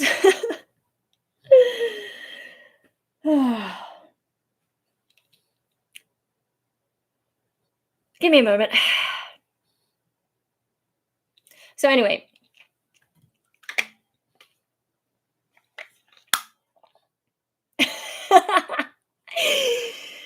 Yeah, easier to get a machine gun in Australia than to get the DSP. Yeah. Slight crazy glint in them, yes. Yes, I am aware. Ah. Okay, so yeah, she suggested DSP and it's not happening. Like, even if I considered myself severe enough a case, and maybe I'm gradually getting there as I get older. Maybe one day I will be on the disability support pension, or at least like at the level where I should be on it. But even if that was the case, I don't meet those criteria. Fully treated, fully diagnosed, fully treated, fully stabilized. You have to have them. Both. Um, I have to have them to get on the disability support payment pension. And I told her that, and she's like, oh, okay. So then the next thing she suggested was to get a medical certificate. And, I've explained to her before, when I first went on Centrelink, like 5 years ago, when, I was having really bad side effects to all the medication I was trying, so I couldn't keep working anymore. So I went to Centrelink, and like, when you're new to the system, it's impossible to get any information. And so, yeah, the medical, like, we tried the medical certificate in the beginning, but I think my doctor didn't know when to date it. So I think she backdated it to say, like, my condition started on this day and whatever. And so I brought it to Centrelink because I think she thought that would be more convincing. Like, I've been suffering from this for a long time, and like I had been. So she said, this is how long this has been going on. But when Centrelink looked at it, they're like, they accepted it initially. Like, the guy took it. I went in person. The guy took it and was like, yep, okay, we'll put this in. But then I was being harassed by the job agency. And so when I talked to Centrelink again, they're like, oh no, your exemption has expired. And I'm like, I only just joined the system. How can it be expired? And they said, because it's been backdated. And I'm like, so, like, my exemption's expired and I haven't even been in the system. That doesn't make sense. So I went and got we went and got another medical certificate, and we fixed what we thought all the problems were. But then Centrelink's like, oh no, you've already had an exemption, we can't give you another. And I'm like, I haven't had any exemption. I only just joined the system. Like, what the fuck? So that's the experience that I had trying to get onto Centrelink then. And yeah, it took quite a lot of back and forth. And my initial capacity assessment was with some kind of rehab guy, and he was terrible. And he like maybe gave me a 6 month. Yeah, it would have been a 6 month exemption or something. Like, I had to go in on my birthday to talk to this guy, and it was really horrible. Mum was with me, but it was like really just a terrible experience. And then when that ran out, um, they started harassing me again, and I was just in such a bad state. I was going to quit then, but then they got like an actual psychologist to assess me, and that's how I ended up with the 20 hours a week capacity assessment or something. So like I already been through the whole like putting in a medical certificate to get a medical exemption kind of farce, and I told her so. And I said, like, I mean, that was 5 years ago. Maybe it's changed. And she's like, oh, yes, it's changed. And I'm like, yeah, right. But she really pushed for that. And I'm like, she's like, don't quit, go and get this certificate, upload it. And then when, you can get it for 13 weeks. And at the end of the 13 weeks, you can get another one if you need it and all this kind of stuff. I feel a lot of places just try to throw all the new pills at problems instead of actually trying to figure out the cause and have a real long lasting solution. Oh, there's an article someone sent me. Sorry, I will get back to the point in a moment, but yes, we may be prescribing antidepressants incorrectly. Maybe I should have kept that open so I can just quickly... Nope, it's not going to do it. Okay. Oh, because I didn't open it in the new tab. Okay, let me copy this. No, okay. I don't know why it is doing that. Sorry, give me another moment. Okay, so this article is very interesting. I was just reading it and then so he's streaming. Yeah, well, so it raises a lot of points that I think about. I posted this on my private Facebook. Sorry to anyone who is not a Facebook friend. I don't accept random requests these days. Yeah, so the things it made me think about is like whether being on medication for a while made me worse. Like maybe I didn't need to be on it for so many years, but now that I've had that and my brain's changed, maybe now I have to be on it. The fact that no one talks about withdrawal, like even the article that I've linked there doesn't tell you about brain zaps. Nervous neuron is actually the only reason I even found out what brain zaps were when I was like, guys, I'm having this thing going on. I had no idea at the time that was a thing. No one really talks about antidepressant withdrawal. Like, when you go on it, I feel like you should be told that when you come off, things can happen. Like, I feel like, they should tell us about brain zaps. Because I had no idea what was going on. Like, it was really unsettling. And then, yeah, the weighing of it against side effects. Like, it's an interesting article. And if you're into that sort of stuff, we don't actually know how the brain works. It is mostly guesswork, like educated guesswork. But my psychiatrist was like, we are kind of guessing. We don't have a test to show what works for you. Completely not surprised about this article. Doctors should definitely mention it. Yeah. If we did, we could recreate it in software. Yeah, it's frustrating, especially for someone like me who has those like ridiculous sensitivities to any medication that messes with my brain in some way. Sucks. Anyway, where was I? Disability support pension. Oh, the medical exemption thing. Yeah, so did you know brain zaps are a side effect and that patients need to be informed? Yeah. Because it was just like, I don't know what I thought was happening. It was very bizarre. And it seemed to have something to do with eye movements. So if you're experiencing brain zaps, trying to just look at one thing and not moving your eyes around, it's really hard to do. Yeah, okay. So with the medical certificate, she was convincing me to do that. A broken brain, yes. It's weird though, because like, my brain is able to process a lot of stuff. Like I used to get really good marks on, like sometimes I used to get 100% in my maths tests, for example. So like my brain is good at academic stuff, but when it comes to life, it's just like, nope, we will not cooperate. Not at all.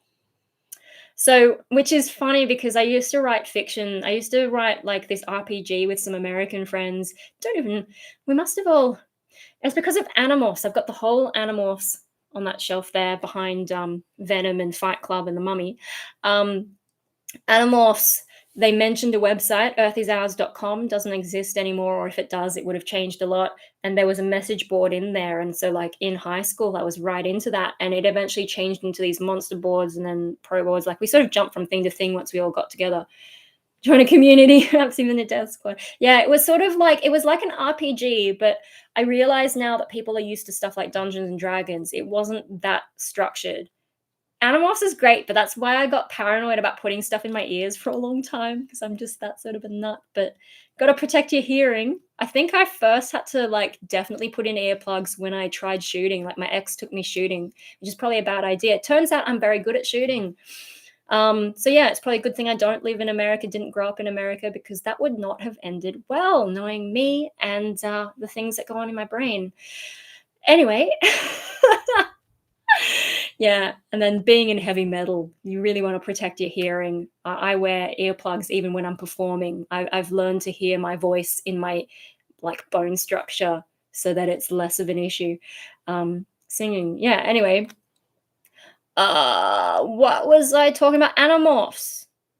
Um, Fun fact: Aussie has guns. Yeah, no, it's not just that they're more expensive. It's just that they're hard to get, and also, and yeah, they tried to make me take up like shooting as a sport though, because my hands are apparently very steady. I don't know if they're still steady. They're actually not too bad, but yeah, especially compared to my ex, his hands were not steady. Probably because he did too much weed or whatever. I don't even know if weed does that to you, but whatevs. And when he got anxious about stuff, yeah, shaking like a leaf. Anyway, turns out hours of fucking Call of Duty do not make you good at guns. So thank you for spending all your time on the Xbox and ignoring me. Yeah, in a gunfight, I would win. What? I'm super distracted. Brain, get back on track. Animorphs. Oh yeah, so RPGing.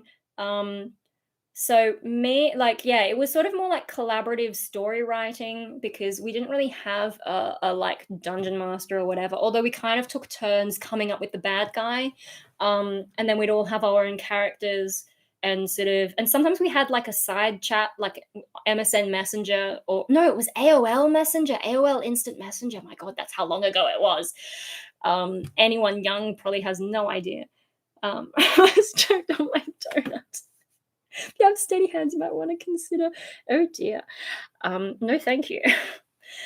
um, yes, like collaborative storytelling. And so me being me with my massive ego, this is actually where the whole destroyer thing came from. Is originally like it started off as an Animorphs RPG. And so I had my character, I used my name backwards, I think, originally, and then I was like, no, it doesn't feel right. So I ended up using my real first name for my character. And that was fine. Like, it sort of deviated a bit from Animorphs when we brought in things like teleportation, I guess, because I was also like, Pokemon, psychic Pokemon in particular. And then Dragon Ball Z, that was a big influence as well. And then after Earth is Ours, it got moved to this monster boards, whatever. And you had to have an avatar, like a little picture, and there were all these pre-built ones in there. It was before you could upload your own, I guess. And so the one I ended up going with, they had Animorphs themed ones. Like in the old boards, you could just come up with a name, and so like I actually went through a whole bunch of ridiculous characters and just sort of spammed things, and yeah, that was an interesting time. I have so many issues. Like, how did no one knew? That's the thing. Like, if someone had seen the stuff that I was writing, they should have sat me down with a psychologist very early on. Yes. Yes, exactly that. I don't know how you would say it. Okiram, I don't know. It was all online, so I never had to say it out loud. Yeah, so I was going through all these avatars on the new system, and I actually had to have an account then. And the only one that I found appealing was this sort of evil looking eye. Kept any of it. What, the stories, do you mean? There is one message board that still exists. I log into it occasionally just to check that it still exists. Is everything okay at home? What they ask kids. Well, see, the problem I think is that I was a high achiever, so they just assumed that I was fine. Because it's usually like, if people are having problems, usually their academic performance goes down. And that actually happened to me in year 9 when I first got depressed, but didn't know I was depressed, but my marks were still high enough that no one would have noticed. Yeah. Well, yeah, so I also have, like, some stories I wrote in high school, which are sort of locked away in a vault. I'm not ready to revisit some of it because I do have this weird disconnection from past me. Like, even stuff that I've done a few weeks ago, sometimes I feel weird about. Although not as much these days, I guess, because my life hasn't changed as much, so maybe I haven't changed as much. A certain amount of time has to pass before I feel comfortable looking at things past me did. Um, but no, so with that message board, yeah, I found this for my avatar. I chose this evil looking eye. Thing was, I wrote one story in school called what's something gay about? Oh dear. Um, no, like for English, one of the stories I wrote, one of the stories I wrote in English, I think this was for the HSC, but like, just like in the lead up to the HSC when you're doing practice stories. Um, I was in the rescue group. Like I did advanced English, but at my school they made advanced English, like everyone had to do journeys, whether you're standard or advanced English. But the standard guys did physical journeys and the advanced guys did wasn't emotional journeys, it was the other one. I don't know. They did some other thing. I was in the rescue group, so I was struggling in advanced English, which is really weird because I did actually better in 3 unit English than I did. So extension 1 English, I did better in compared to advanced English, which tells you how badly English was run when I was doing the HSC. I don't know if they've changed it now. But very bizarre that I should do better in the supposedly more advanced level of it. Although with mathematics, it was the same sort of thing. I used to fuck up a lot when the questions were too easy, but I do really well on the hard questions. And my teachers are like, what's going on? And maybe it's a concentration thing. Like if it was hard, I'd be like, okay, engaged. If it was easy, I'd just be blasé and make mistakes, I guess. I don't know. I don't think it would work that way with English, but I suppose extension English was more about story writing, like it had more of a creative writing component. Whereas advanced English was like interpret fucking Shakespeare from a feminist perspective, even though feminism didn't exist back then, or fucking postmodernism. Like, and then, yeah, I didn't understand advanced English. Had the same problem with maths and still do with work. Yeah. It's funny how that happens. I'm glad I'm not the only one who does that. Um, just like if there's no challenge, why put the brain power into it, I guess. Maybe that's what it was. Um, wow, how did I get onto that tangent about English? Journeys. Oh yeah. So well, I don't know. I don't actually that was an unnecessary tangent because I think it didn't matter what kind of story we wrote, but it had to be something to do with journeys. Very frustrating because I give them a bad initial impression. Oh my god. Yeah. Dear, oh dear. I think a lot of people think, like, people still think I look young, and then over the phone, apparently I sound young, and I think people judge me on that and don't realize that I know more. Like, I'm not a kid. I've actually been around for a while. Academics went to shit because I can't process language. Now I write software. Huh. Software is good though, because like you can make a lot of money in that. Um, yeah. Anyway, so we had to write stories about journeys. Like you're Muslim in a gay bar. No, I wrote in my English journeys story, I wrote one based on mathematics, and I think it was maybe Zeno's paradox, where you're trying to get from point A to point B. But first, to get there, you have to travel half the distance. But then you also have to travel half the distance of that. And so you're constantly traveling half the distance. And if you're constantly traveling half the distance, how can you ever actually get to your destination?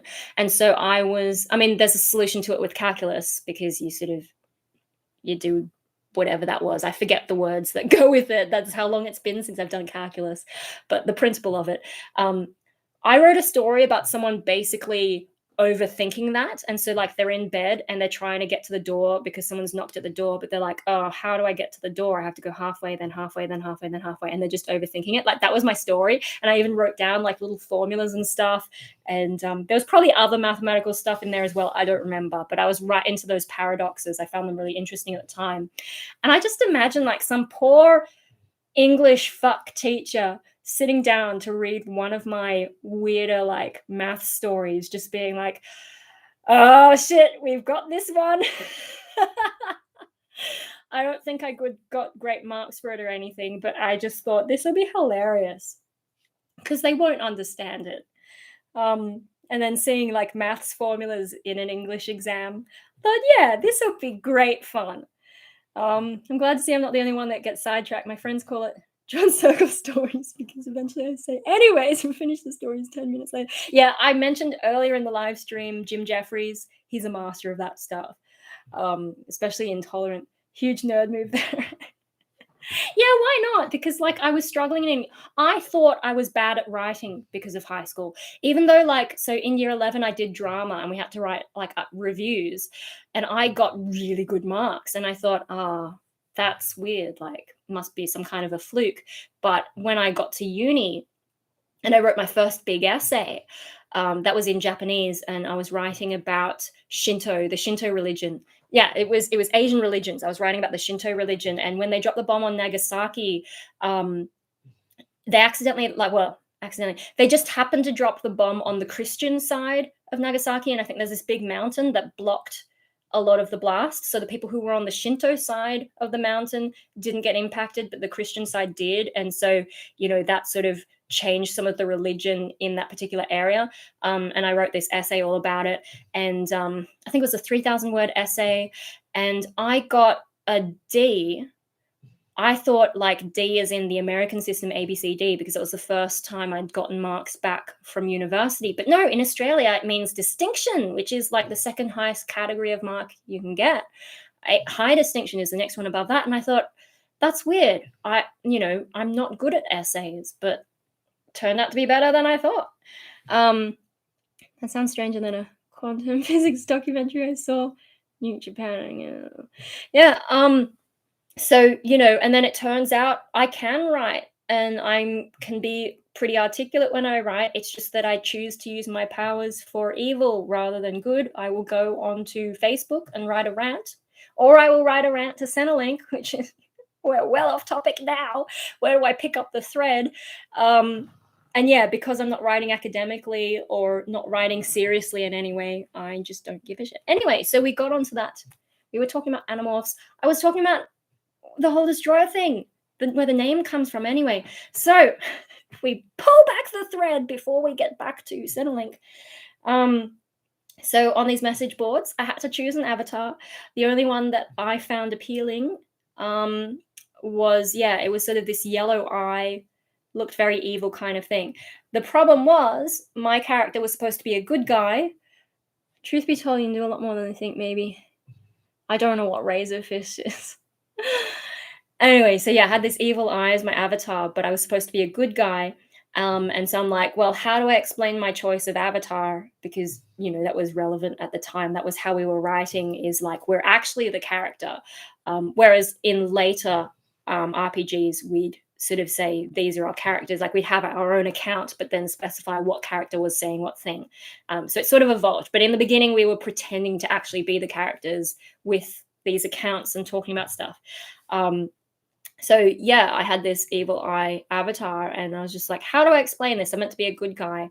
And it just popped into my head. It's like, oh yeah, like I'm a good guy, but I used to be like the destroyer and blah, blah.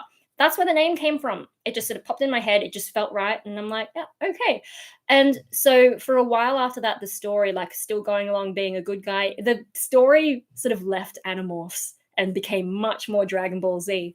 And how did I get onto this? We were talking about the brain. So eventually, like most of the time playing good guy, but eventually my character, had that whole split personality thing, reverted to this destroyer character and became the bad guy. And the thing about that character, like my regular, like good guy character, with my massive ego, it was very OP, like super overpowered.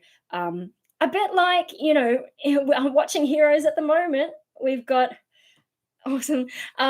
Watching Heroes at the moment, Sylar is super OP, and so like they're constantly trying to find ways that he just doesn't dominate everything. And my solution to that problem of being overpowered, I guess subconsciously I was probably referencing my own issues, but it's like, my character, yes, it's OP, but it's its own worst enemy, because, it has to struggle with this inner demon. And yeah, so that's sort of how that kind of started, just as a character. But I guess I was drawing on a lot of my own issues, especially like I was still in a Catholic school. I was probably still going to church, even though I didn't believe it probably by then. Yeah, I didn't believe it by then. Um, Having to act that way and having all this other shit going on in my head that I wasn't able to express. Like, I think that's a big part of where all that comes from. Um, and so that RPG was actually like a really good outlet for me. And, I still kind of pine for it. The realness right with a high school is a question. Yeah. But anyway, so the way that I got onto that is, I don't know, maybe we were talking about my broken brain. But so here's the thing is like, okay, so that was my fictional character, super OP, good guy, has to be its own worst enemy, and essentially like, a threatening to be everyone's enemy. And like, that actually became a recurring theme, is you could never be sure what was going to happen with my character, and a lot of things would trigger it to switch. Um, but in real life, right? So, like, yeah, I can do really well on a maths exam, and like academically, even my fucking masters, like art. Somehow I got good at art school. Like, I don't know, was I good at art in high school? I don't know, because I quit it fairly early on, but um, I just didn't expect to do well at art school. I mean, I struggled at music school because that certainly didn't come naturally to me. But yeah, even my art degree, I graduated with excellence. Um, and I was on the dean's list and all this shit. Like that feels weird because I was more of a maths person than a creative person. But whatever, I'm getting off another tangent. So basically, like academically gifted, um, my life shouldn't be as messed up as it is, but it is. And it's because I'm my own worst enemy. Like my brain is like my greatest asset and my worst enemy simultaneously. And that's not even with the whole destroyer stuff. Like, this is just basic everyday stuff. Is, yes, I'm smart for that kind of stuff, but I'm not smart for actually getting through life. Like, I don't want to be here a lot of the time, especially like now when I'm going through more of a depressed sort of state. um like, there's so much I could do, I just don't want to. And if I try and do stuff I don't want to, I just feel worse and I can't do it. Um, so yeah, that's how I got onto that tangent. Is we got the whole history of where the destroyer name comes from, at least, and parts of the character. And while I was in high school, especially living the Catholic life during the day, and then I would go home at night, log onto the internet, and we'd write these quite violent stories. Um, and that was what I was doing when September 11 happened. Didn't register when Dad came in. We were living across the road, I think, when we were renovating. Yeah, Dad came in and was like, a plane just crashed into a building, and I was so focused on my, RPGing that I didn't register. But once I noticed it, once I came out and saw what was going on, I sat there for hours, and they're playing the replays of the plane crashing into the building and the building coming down, and I'm just like, yeah, wow, especially because back then that destructive instinct was a lot stronger in me. So can we level up? Yeah, I don't know, like my brain's. Anyway, so picking up the thread, where did we leave it? How did I get onto that whole rant about being my own worst enemy? Centrelink, something to do with Centrelink. God, I don't even know. But so, okay, so the Centrelink chick, she was trying to convince me not to quit Centrelink. And so, like, I was in a pretty bad state while I was talking to her on the phone. And so she eventually was like, okay, not DSP, but go and get a Centrelink medical certificate. I explained I've already been through that game, and she's like, no, it's changed. And I'm like, well, I'll try, but I still plan to quit.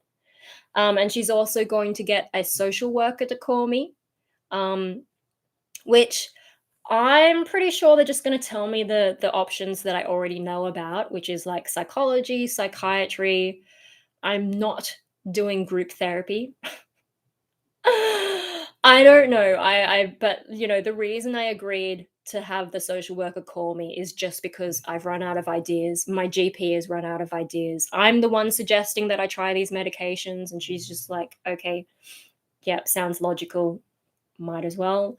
Um, and yeah, citalopram's the one that I've had the least worst reaction to, so hopefully that'll go. Although, like, I'm managing to keep up a live stream. We're almost at the 2-hour mark, so maybe it is helping already, like, with the sort of extra energy that I tend to get starting it. If you are your own worst enemy, maybe the government should adopt you. Yeah, except then I would take over and we'd all be in trouble.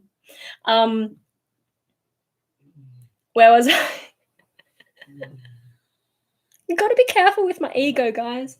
It's a little bit too big for its own good. And that's probably another reason that I'm not a single coherent person in my head.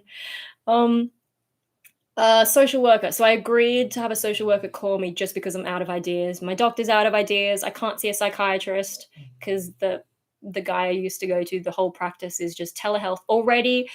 I don't blame them because cases are just stupid, but you're an actual human puppy. Oh dear. No, my other brother Dave is the human puppy. But that's too much of a story to go into. But he's um very happy and wants to be helpful. Um, yeah, I'm more of a cat, I think. I'm just sort of over everything, and I've been over everything since forever. Um, yeah, anyway, so I agreed to have a social worker call me. She said it might not be until the new year, so I haven't had that call yet. I will listen to what they have to say. Maybe I can get a referral, like, if I mention things like some of the dissociative things that I've noticed, maybe I can get assessed for autism, maybe they can refer me somewhere or give me some idea of who will see me in person. Because if I'm doing telehealth, why would I talk to locals? Why wouldn't I do telehealth with, like, some of the experts, maybe interstate even? I am a cat. I even have the ears somewhere. Um Yeah, so they've organized for a social worker to talk to me, and I'm like, okay. And then the other thing is because Christmas is coming and I would normally report tomorrow, they got me to report early. And so she helped me put all that through, which is kind of good because I didn't make my 30 hours a fortnight this fortnight. So she's sent that all through without me having to fuck around. I wasn't expecting to get paid, but she said getting 100 and something, even though all my income came in this fortnight. So I wasn't expecting to get anything, but there you go. Was all this stress worth $100? Probably not, and that's why I'm, trying to quit, but they don't want me to. So, more of a cat as well. I don't give a shit what anyone's doing, don't like. Yes, I don't like. Well, I don't even like bathing. I just do it because you have to. Because I'm trying not to be that sort of depressed, gross thing I used to be. I don't know who that is. You Memi Riamu. I have no idea who that is. Anyway, so yeah, so those are the things. So today, yeah, apart from getting my citalopram, wow, we've taken forever to get back to the story. So I went to see my GP, got my citalopram prescription. She said start on what's essentially a quarter dose, which I'm doing. So far I seem okay, although I'm getting pretty tired and I still haven't watched my dose of heroes for today. Um, Although the last episode, Sylar was like not able to kill anyone because he's sad that he's gonna die alone and he wants love. And I'm just like, now you're becoming unrelatable. You've been relatable for ages, and this particular thing, not relatable. So if I don't watch it tonight, I won't be too sad because that's not making me want to watch it. Although I'm waiting for the episode called The Wall because I wrote a song about it with like my first proper attempt at starting a band, and we never performed it, and I'm going to take those vocals one day and turn it into a song. I just don't have the energy or the motivation, inspiration, whatever, focus to get it done. There's so many I have a lot of ideas. I'm very good at coming up with ideas, just like making them happen. I've got too much anhedonia for it. Anyway, where was I? Oh, so I saw my doctor today. Got the citalopram, and then I said, "Look, here's this. Centrelink have asked me to do this medical certificate. If they don't accept it and they keep screwing me around, I'm just going to write them another thing, say, look, you guys screwed up. I'm going to quit anyway." So I didn't want to, get the medical certificate because of the fuss that it's going to cause. But I realized, like, I might as well because I plan to quit anyway. So if they fuck it up, what's the worst that happens? They don't pay me. They kick me off the system. Wash yourself, or the Premier will give you a death sentence. Thank you. Thank you for the super chat. Wow, it's a yellow one. That's exciting. They have different colors. Oh my gosh. God, don't get me started on Perrottet. He's terrible. And like, isn't it weird that he's the guy who has like 6 kids, but he doesn't want to tell he doesn't want to tell people like this is what you have to do because Omicron's gone nuts. The plan was for Delta, not Omicron. Anyway, he's the one with the kids. He should be the one who's like, right, guys, here's how it is. Here's the things you got to do. Go and do it or you're grounded. No, he can't do that. The one who did that was Gladys. Got the whole school teacher thing. Right, you kids gonna do this. And then that epic remix, I will personally stab you in the face. I'm like, yeah, Gladys, get him. You know, 1,000 cops or 1,000,000 cops on every fucking corner. Yeah, let's do it. That would be me as Premier. I would be the remix Gladys. That's me. Wow, I got a little bit excited there, didn't I?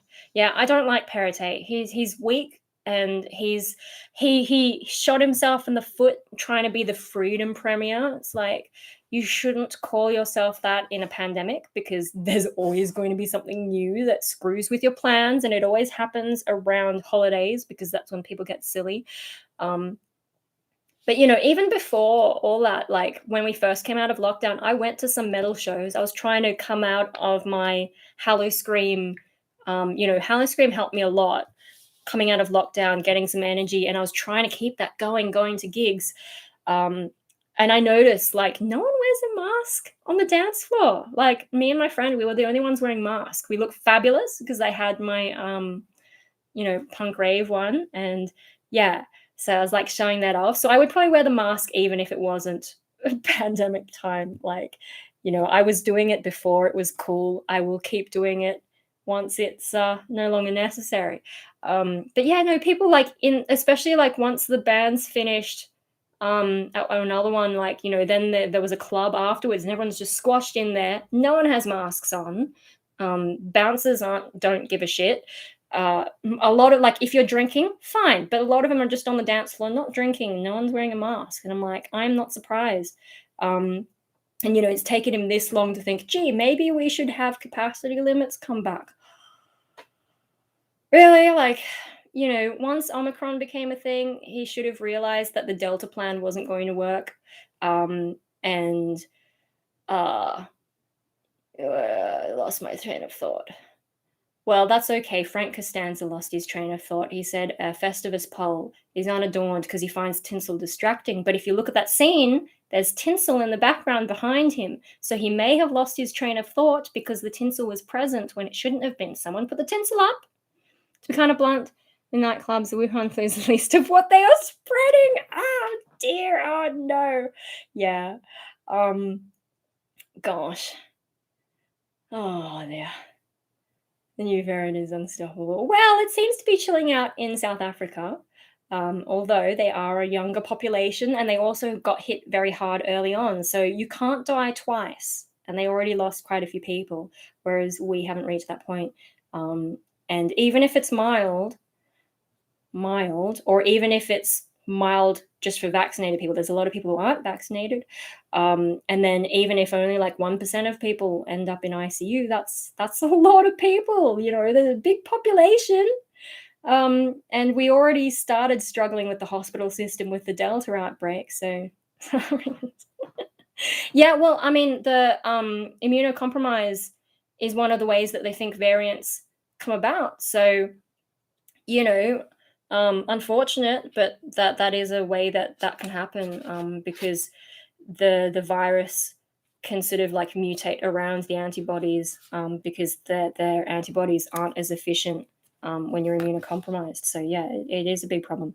Um, yeah. Anyway, I don't know. Like there seems to be a little bit more evidence now that Omicron might be a little bit less of a, you know, less severe. Um, but yeah, even so, it can, things can still get out of hand just based on numbers, right? So like Perrottet, I don't like him, and also like, the whole Catholic thing, um, and he's just, yeah, I don't know, like it's frustrating that the whole ICAC thing had to happen at this time, because now we've got this guy. Like, Gladys was making mistakes, but like this guy, he makes her look like a fucking saint. Like, come on. And at least she was talking to Chance. Like, you could tell they were talking, whereas now Chance stands in the background looking very grumpy if she turns up at all. I don't know. Dear, oh dear. Anyway, where was I? Where did I pick up the thread? So, God, we've been going for 2 hours already. I think we should also take the warning labels off things and stop selling bicycle helmets. Speed this whole scenario. Yeah, I miss pandemic traffic, I gotta say. Although now that the kids are on school holiday, although some people coming back from the beach, that's annoying. I like pandemic traffic when everyone's at home and I have the road to myself. Anyway, because I don't like driving, but hey, whatevs. Yeah, no, this whole thing about personal responsibility, right? It's a pandemic. Public health policy doesn't work like that, and we have seatbelts. You have to wear a seatbelt. That's a law. We have that as a law for a reason, because if it was all personal responsibility, people wouldn't do it. It's just unfortunate. Yes, it's great to think about personal responsibility, but there's a lot of people who just don't get it. So, you know and in a public health, like, I'm just too frustrated. The keto we found was cocaine is going to makes it by far more dangerous. Yeah, well, there's so much about our species that makes me wonder how we got this far. Like, did we really just get this far on the backs of a few people who were smarter than the rest and managed to? Oh, serenity now, insanity later. Anyway, Centrelink lady. Yeah, so I got my Centrelink medical certificate, and I figured I'll get it just because uh Big Macs are far more delicious. I don't like Big Macs. I eat cheeseburgers. Sometimes the fish one, but they're usually disappointing. So I just have the cheeseburgers, but I take out the pickle. My mum likes pickles though, so if she's around, I give it to her. I know you can order them without a pickle, but then they take extra time, and who has time for that? Like, the whole point of Macca's is fast food. And trying to put a bit more weight on because I don't have enough going on. And then especially if the citalopram destroys my appetite, I will need to really keep making sure. I got to try not to lose weight, but it might happen. It took me so long to get to a healthy weight, but I know I've got a backwards problem compared to other people, but being underweight has its downsides. Yes, it's healthier generally, but I have low blood pressure as well, and you can get really dizzy standing up too fast. They turn the average Australian proper fat fuck faster than Wuhan flu could put anyone in a grave. Dear. Yeah, well, but the thing about the thing about COVID is it spreads to like everyone. Like, if it's just you that's a little bit fat, that's more about you. You're not going to spread being fat to other people. I mean, yes, there is a burden on the health system from people being too overweight. Uh, but yeah, with COVID, like, the more of us that catch it, we're more likely to kill other people by spreading it. I think maybe that's the big difference. But yeah, no, there's a lot of stuff that we could all be doing better. but it's hard. Yeah. Stuff and things. Got my Centrelink certificate because I figure if they fuck it up, instead of stressing, I'll just quit because that's what I was planning to do anyway. Um, and so I printed it out, took it to my doctor because I think last time we filled it out, it was a bit weird, like her version or whatever. And so I printed out a blank copy, but I also printed out one that I'd filled out all my issues because they need specific language. You can't just write depression. You have to write like major depressive disorder or whatever it is. You have to be very specific. And then I filled out all the things. Let me find it actually. I don't want to actually show it to you because it's got like my doctor's details on it and like stuff. But yeah, so major depressive disorder is a temporary exacerbation of a permanent condition. The what's a BBW? I don't know what that is. Uh, so when you're doing a Centrelink medical certificate, don't click permanent condition because that's a different thing, and then they have to do assessments and stuff, and they won't give you a medical certificate. It has to be either a temporary condition or a temporary exacerbation of a permanent condition. And my mental illness is considered a permanent condition. Like they've already assessed me with that partial capacity, but it's worse at the moment. I'm doing a really good job holding it together right now. Well done, me. Yeah, and then the lady who was talking to me about the complaint, she's like, yeah, make sure you do temporary exacerbation of a permanent condition. So I've ticked that.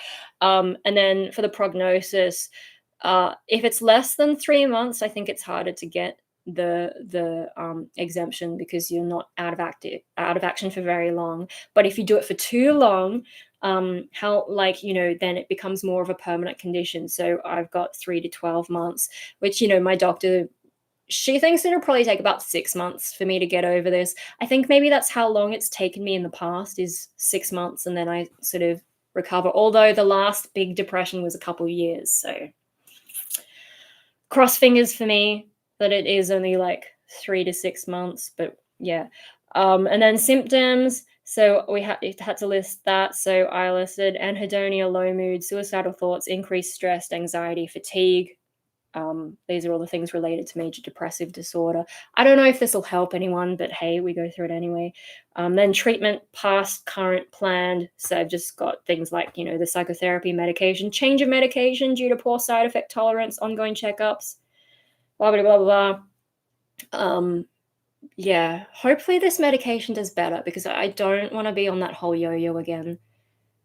How the hell are you supposed to know how long? Yeah, I know, but it's a prognosis, right? So estimate how long the symptoms will affect the patient's capacity to work or study. Yeah, so I wrote that. This is all stuff that I pre-filled it to take to my doctor and be like, here's what I think. Here's an example of the kind of language Centrelink needs. Give details of any other medical conditions which impact patient's capacity to work or study. If you put in the search for Pornhub, you'll get a page full of thick girls. I mean, that's what a friend told me anyways. Okay, I will not do that. I mean, there was a period of time where I was hanging out with BDSM people because they're like, oh yeah, you can totally do the asexual thing there. Turns out you cannot escape all the sexual stuff. So yeah, that was enough for me. I was shown things that I was not prepared for.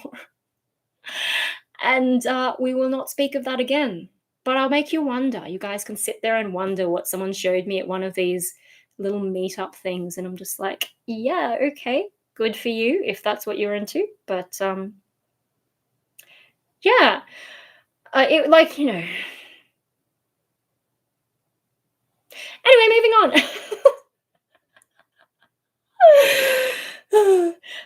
So yeah, okay, so maybe this is the more interesting thing is details of any other medical conditions which impact on the patient's capacity to work or study.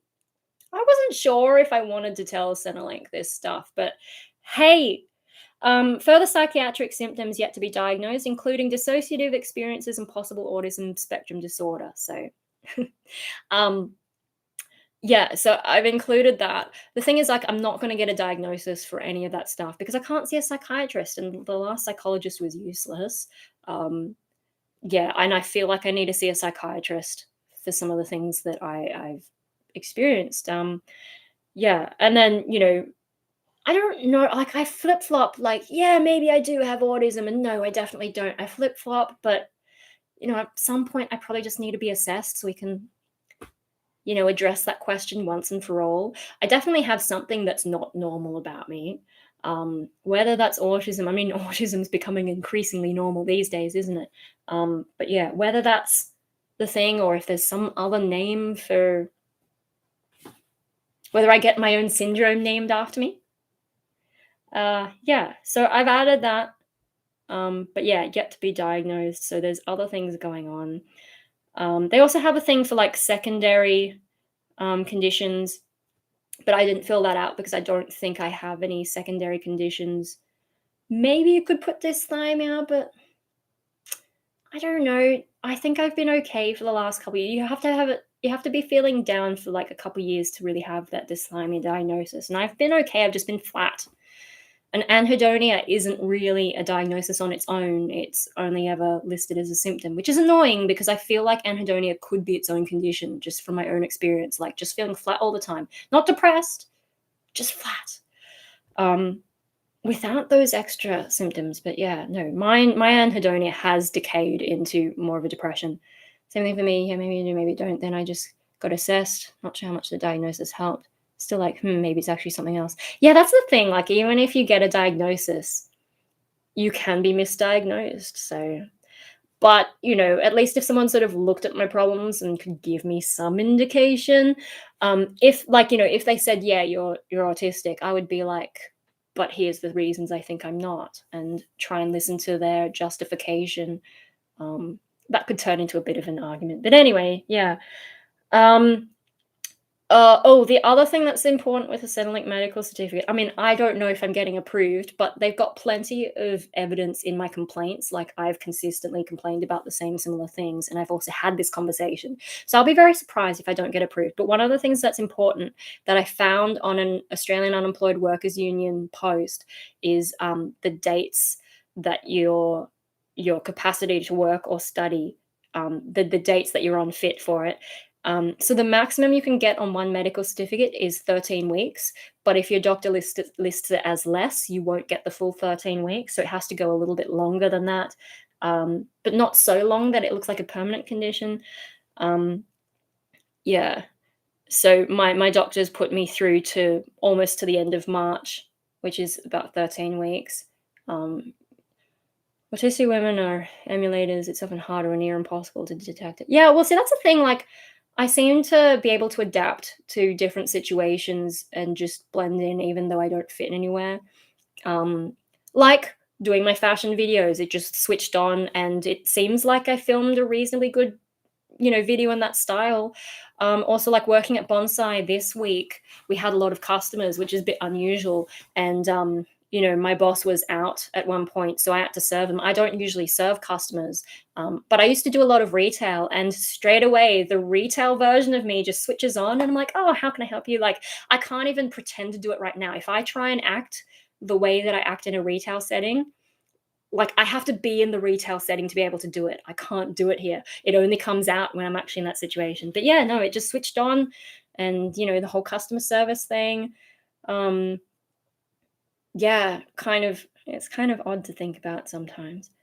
And that's why I can't do videos and stuff when people are around. Like, if someone's walking up and down the hallway and I hear it, it's very distracting because I think like family me and video me are different people and we cannot ever meet.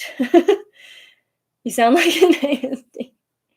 I might be, but I could have my own other issues because there are other weird things that go on in my head. Anyway, so yeah, we've put my doctor put my dates as like just over 13 weeks, and she's like, yeah, if you need more, we'll do a review, because she's been looking after me for a long time. We're trying to work it out because you've got to say like how long I've been her patient and also how long I've been a patient at that practice. So I was actually seeing her when she was at a different practice since 2008, it seems like, because I think 2007 the other guy referred me to that psychologist who told me I just needed more friends and that happy people live longer. But then the next year, was when I had the medication, and I'm pretty sure I was with my current doctor. And then when she moved practice, I moved with her. So yeah, I've been seeing her for a long time. Wow. Oh, hello. Chime Ambrosio for tech. Oh, maybe that's why I don't make any more YouTube videos. Same problem with video me. Yeah, well, it is a different thing, talking to a camera as opposed to real people, and then like just the people that you're around as well. Yeah. Oh, and can the patient do any other work for 8 hours or more per week? And we've said no, because I am. Like, I'm winding down the finance work. Like, as soon as they find someone new, or if I can no longer cope, um, I won't be doing that anymore. And then I'll just be doing bonsai, which is 7.5 hours a week. Because yeah, I have that break. So yeah, I can only do like one shift a week because my body is just like broken afterwards. Especially like it was really hot this week, and we were doing a lot of repotting of fig starter plants. They're looking really good. After, because oh my god, they had so many weeds. It's insane how oh, you should have seen it. We were doing this full on production line getting through it. But yeah, I'm okay while I'm at bonsai, but as the day goes on, I can feel my energy like really falling off a cliff. And then I had this horrible headache driving home. And then yeah, it's also having seen the Centrelink trying to call me. Oh, that was rough. And it takes me a while to recover.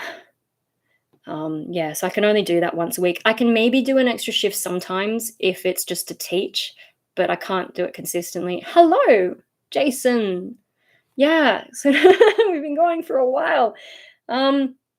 Just talking about the Centrelink medical certificate. But yeah, I just thought, so if anyone is trying to get a Centrelink medical certificate, like you need to speak their language. And there is this particular form, the SU415, you need to download. That's the best way to do it. Like they will accept non-Centrelink medical certificates, but they take longer to process, and you have to make sure all the right details are in there.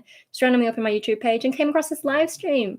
Yeah, sorry, I didn't give any warning again. It's just, yeah, my life, my brain, a bit chaotic. I have to be in the right sort of, yeah. Anyway, I hope that's helpful for anyone doing the Centrelink medical certificate. And for everyone else, the fact that I included the dissociative stuff and the autism stuff, I thought that might be interesting for you guys. Let me put that away.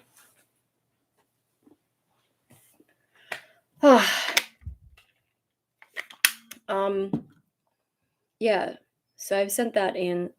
Now the dissociative stuff, by that, I don't just mean like the identity stuff. I also mean those moments I have when I'm walking around and things just don't feel real, or I feel a bit detached from my body. I mean, I had more of that when I was on the escitalopram, but sometimes I get it just on my own anyway.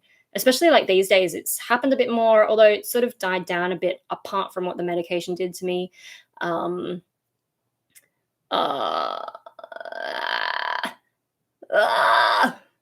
Playing with my voice. Sorry. Where was I going with that? I got a bit distracted.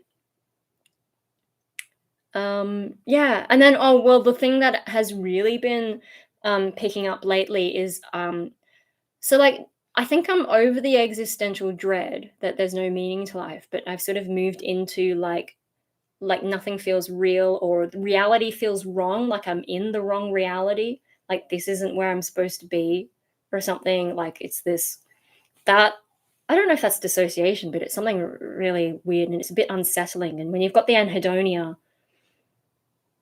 it's just like I'm not meant to be here.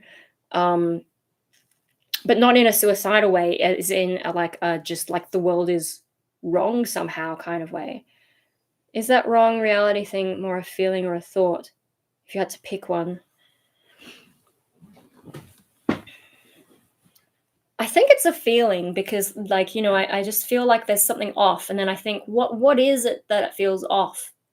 And when I think about what I'm feeling, then I'm like, it's something to do with reality. It just doesn't feel right. It doesn't feel like where I'm supposed to be, like I'm supposed to be in some other reality. The unknown aspect of existence is unsettling for me. Yeah. And I think also I have a bit of the magical thinking.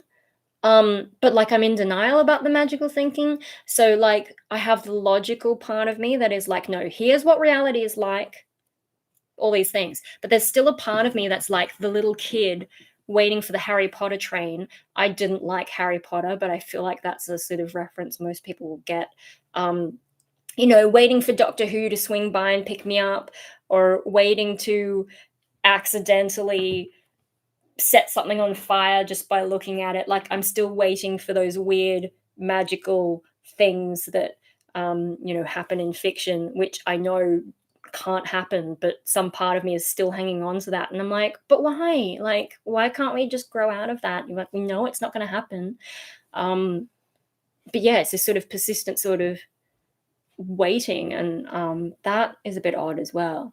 So yeah, no, there's a lot of crazy shit going on in my head. Oh dear. And I think that's is that everything that I was pressing to talk about? So yeah, trying the new medication. We'll see how it goes. Um, if like so my mom thinks I got a little bit hyperactive. I think we're all still waiting for, yeah. I mean, I think it's not just me, but I'm just noticing that despite the logic in my brain, it just keeps. Isn't dissociation similar to focal seizures? There's a few different types of dissociative experiences. I don't know for sure what a focal seizure is. I can quickly look it up. Focal seizure. Oh, generalized. Oh, so it's in like one area of the brain. I feel like you're being a lot more open than normal. I don't know what that is.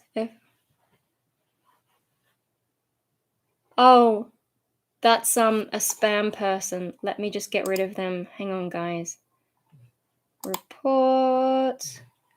Unwanted spam report. Okay, have they disappeared? Yes, looks like it. They look like you're being a lot more open and normal about certain things, that is. Yeah, maybe that's the medication already making me a bit like, hey guys, hello, I've tried escitalopram as well. It worked okay for about 2 years, then stopped working. I'm currently on Wellbutrin, which is an NDRI. I only just discovered what NDRIs are. It works better, sort of.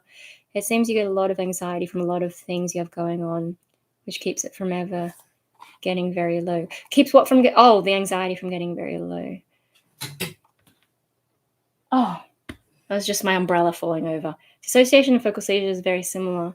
Last only a minute, right? No, dissociation, there's a few different types of dissociation, and it's kind of a minefield.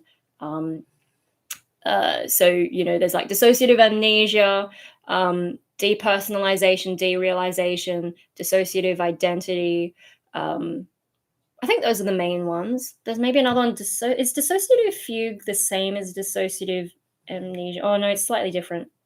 I don't know. It's been a while since I've read up on it all because I'm trying not to get myself too crazy thinking about DID, which I definitely don't have. At best, if I have anything like that, it's either a partial DID or OSDD, but very mild. Because I managed to keep it together most of the time. It's just like, every now and then it's sort of, yeah. Oh, and then I just want to explode everything, or I don't even know what that part of me wants anymore, which is annoying because like it used to be kind of useful and help me get through depression, but now it's kind of changed a bit, and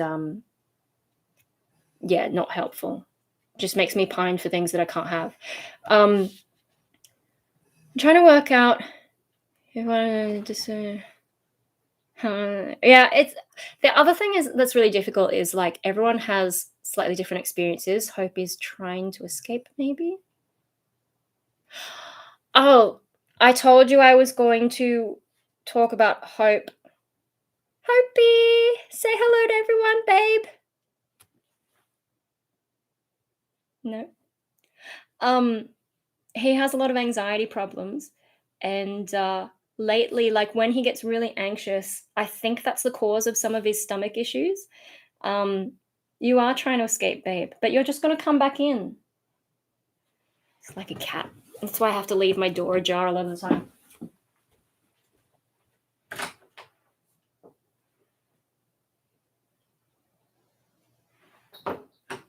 staying though, aren't you, Marley? Yeah. Mwah.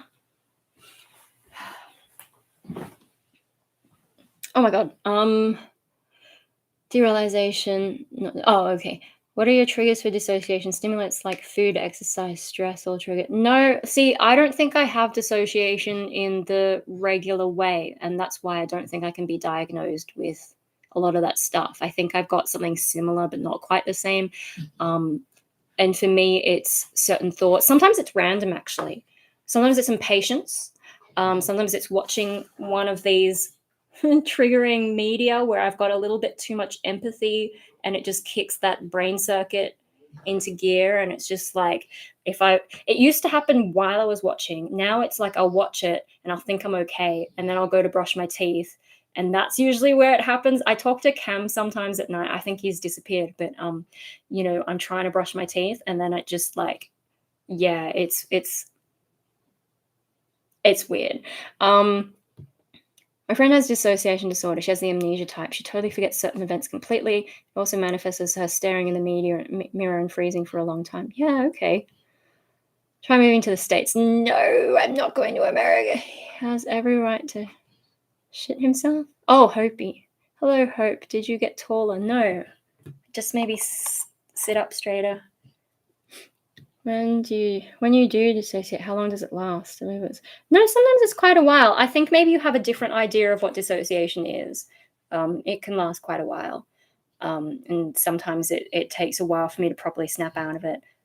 Depending on which one we're talking about, because there are a few different types of dissociation that I'm noticing. Yeah. Gets a bit complicated. No, Hope, right? I gotta tell you about Hope before I forget. So he gets really anxious and I think it messes up his stomach. Like he's had stomach issues, but since he had his crisis last year and he was on steroids and like got his immune system back in order, he still sometimes gets stomach issues. And I gave him probiotics for a while and yeah, it's kind of mysterious. But I realized some of it at least, like maybe he has eaten something weird. We've been much stricter with his diet, although people still sneak him stuff behind my back.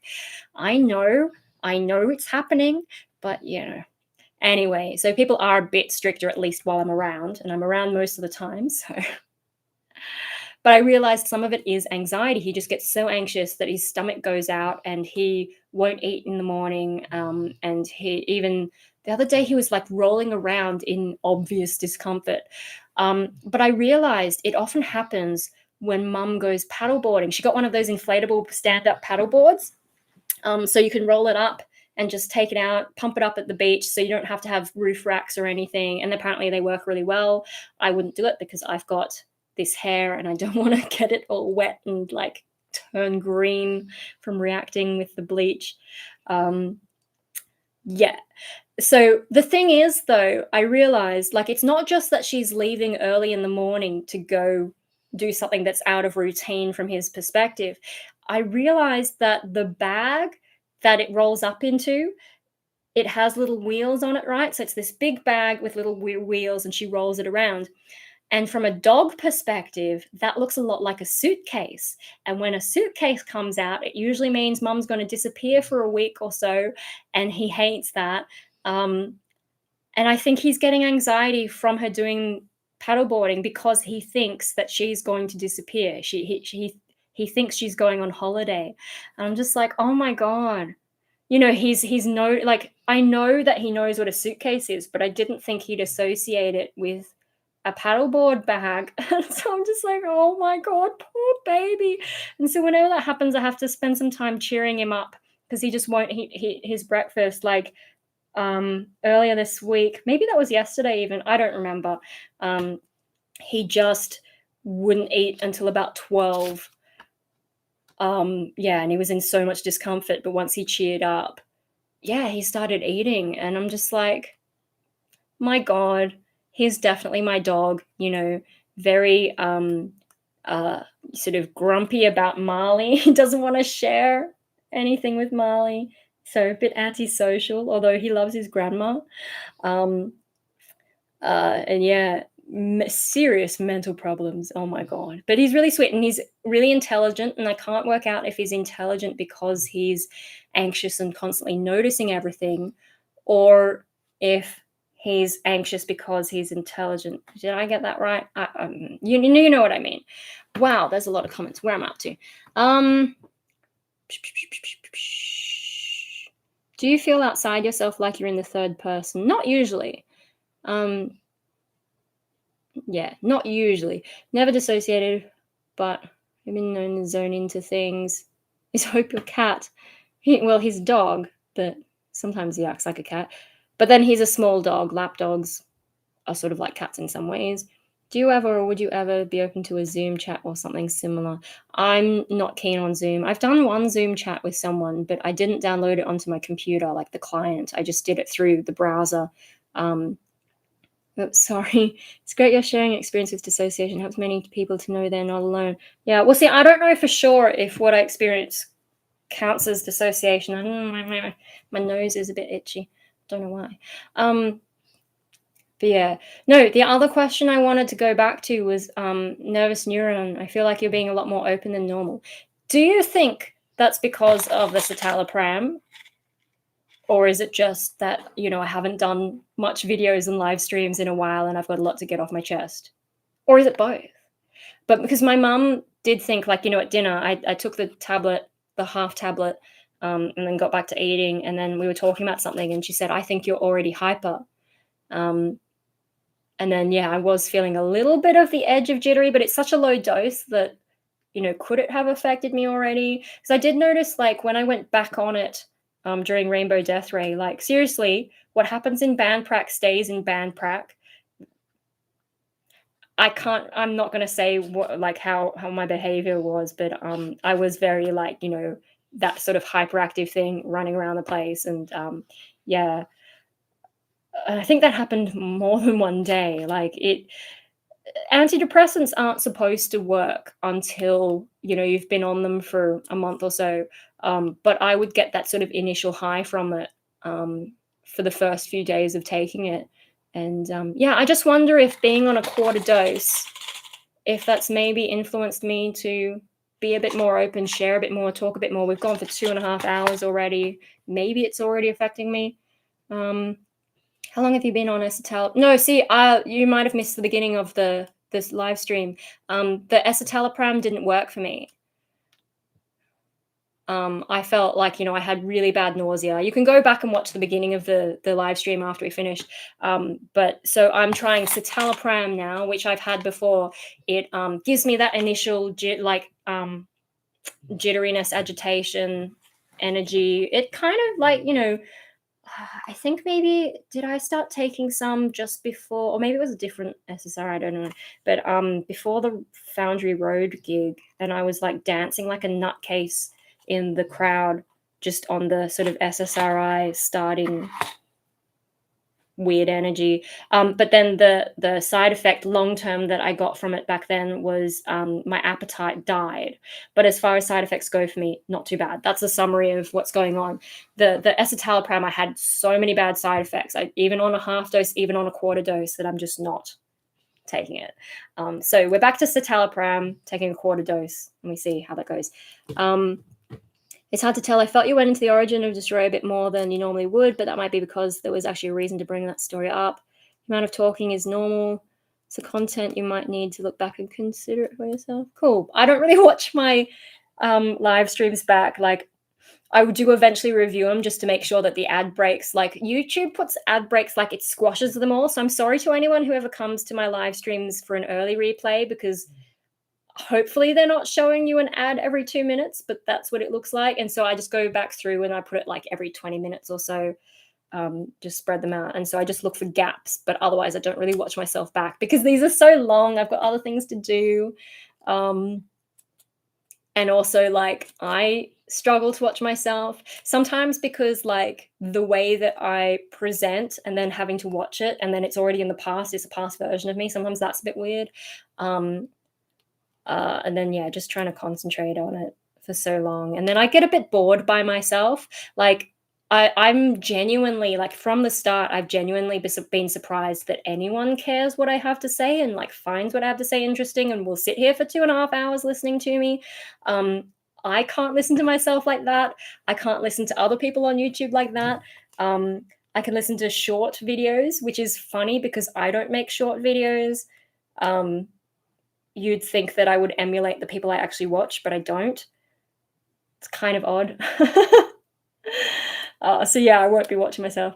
Centrelink. Oh, your very first. My first was Zoloft. I think those videos are still on YouTube somewhere, and I was really bouncing off the walls when I went on them. So I'm actually surprised that escitalopram didn't do that to me, because it's meant to have less side effects. It's meant to be stronger, but with less side effects. But no, not my experience at all. It was terrible. It was horrible.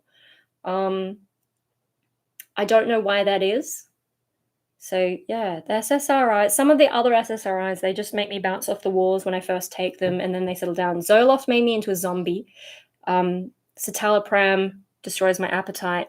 I had no appetite for 2 weeks, and I slept for 10 to 12 hours. Oh my God. No, I didn't have that problem. How's COVID over there? My state has really dropped the ball. They're bringing back restrictions tonight. So from midnight, we have to wear masks indoors again. Too little, too late. And from Monday, they're bringing back QR codes to check into different places, but apparently not everywhere. And they're also bringing back the 1 person per 2 square meters rule. Very, like, not following the health advice at all. Too little, too late. They should listen to Dr. Norman Swan. He's, up there on the looking at the latest research, and he also isn't he's not strung up by any organization or politics. He can just say what he thinks, and I think he's pretty on the ball. But no one listens to him. We end up doing the things he says eventually anyway. It just takes so long because the politicians and Atagi, they're all dragging their feet. I think on one of the podcasts, he was saying that Atagi seemed to be made up of sort of your purists looking at just like base evidence, not looking at the actual situation at hand. Maybe they're a bit too academic, is the impression I got. Academic purists not really understanding the real world. And so maybe that's why Atagi is so slow. Yeah, I feel like eventually they come around to the things Norman Swan is saying.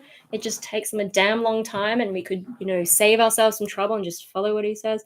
Anyway, are these live streams on a schedule? I haven't seen any ads yet. Oh, so because we're live, I don't think it'll show you ads. Because then I don't know when I'm going to stop. It's just like once it's been live, in the dashboard, YouTube automatically puts ads on it, but they're really terrible at judging when an ad should be. So I go in and make sure that they're not in stupid points. So when you rewatch it, if you're too early, you might get like a barrage of ads at the beginning, but then the second half, nothing. If you're watching it once I've actually gone in, I don't know if they've changed it, but I used to try and change the ads as soon as a live stream finished. But they were still processing the video itself somehow, and so they wouldn't let me change anything. So I just leave it for a while now, come back later and then fix it. But yeah, so that's the behind the scenes of that. I have all mine go unlisted after each stream. Well, see, the thing is, I don't plan my streams very well. Like, I don't know when I'm going to go live. I don't know what I'm going to talk about. And I've got viewers in all different time zones. So I leave mine up so that people can catch up.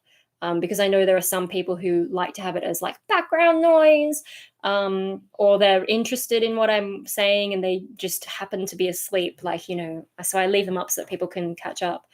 And also, I have no reason to make them unlisted because all my content is chaos anyway.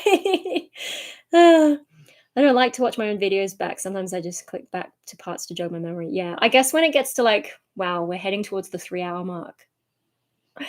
When it gets this long, I don't even know when I said particular things. So it's, really hard to find. Unless sometimes Paper Vampire in the past has turned up and done timestamps for when I do different things into this ridiculous minute detail one time. I thought that was hilarious. Someone else, might have been District Zombie, I think, did some timestamps for me one time as well. If you guys do timestamps for me, then maybe I can go back and review what I've said at different points, but otherwise, I have no idea when I said things. I often forget what I talk about. So sometimes I'm repetitive. Sometimes that's because I know some people won't have watched older content, but also sometimes it's because I don't know what I've already told you guys. I don't know who I've said what to. Um, I found your channel in 2009. Oh yeah, then forgot about it until 3 or 4 months ago. Yeah, see, I took a long break, especially when I was dating my first boyfriend, and he was kind of like manipulative and jealous. Oh, I'm not a jealous type, but it's a bit like, when he tried to apologize. Oh, I'm sorry, but that's not a real apology and all that, whatever. Anyway, yeah, he didn't like all the attention I was getting, and he didn't want me to do YouTube so much. So I sort of gradually dropped off. I think that's probably a big reason. Like, he knew I was a YouTuber before we, anyway, whatever. Yeah, and then I think when I got depressed again is when I came back. Like, I did make a few videos here and there, like after I'd broken up with him, but not consistently. And then I came back more in a big way in about 2016, I think, when I was going through all this depression and I was just sitting at home like, I feel crap. And depression's been a big part of my YouTube channel. Like, I started it when I was trying to stop myself going into depression, and then I talked about it a lot early on. So yeah, it's a big part of what we do here. And now I'm back more consistently, but I'm also doing other content these days, and it's just all chaos. I'm sorry to anyone who subscribed to me for one particular thing, because I know that I had no idea I was ever going to become a fashion channel either. Like, I am not a fashionable girl. I was never the kind of person to care about clothes, but now I have this full wardrobe that is so full, I don't know where I'm going to put extra clothes at some point. And I keep telling my brother, when are you going to move out so I can take your wardrobe? I've become that girl. God help us if I ever get into makeup.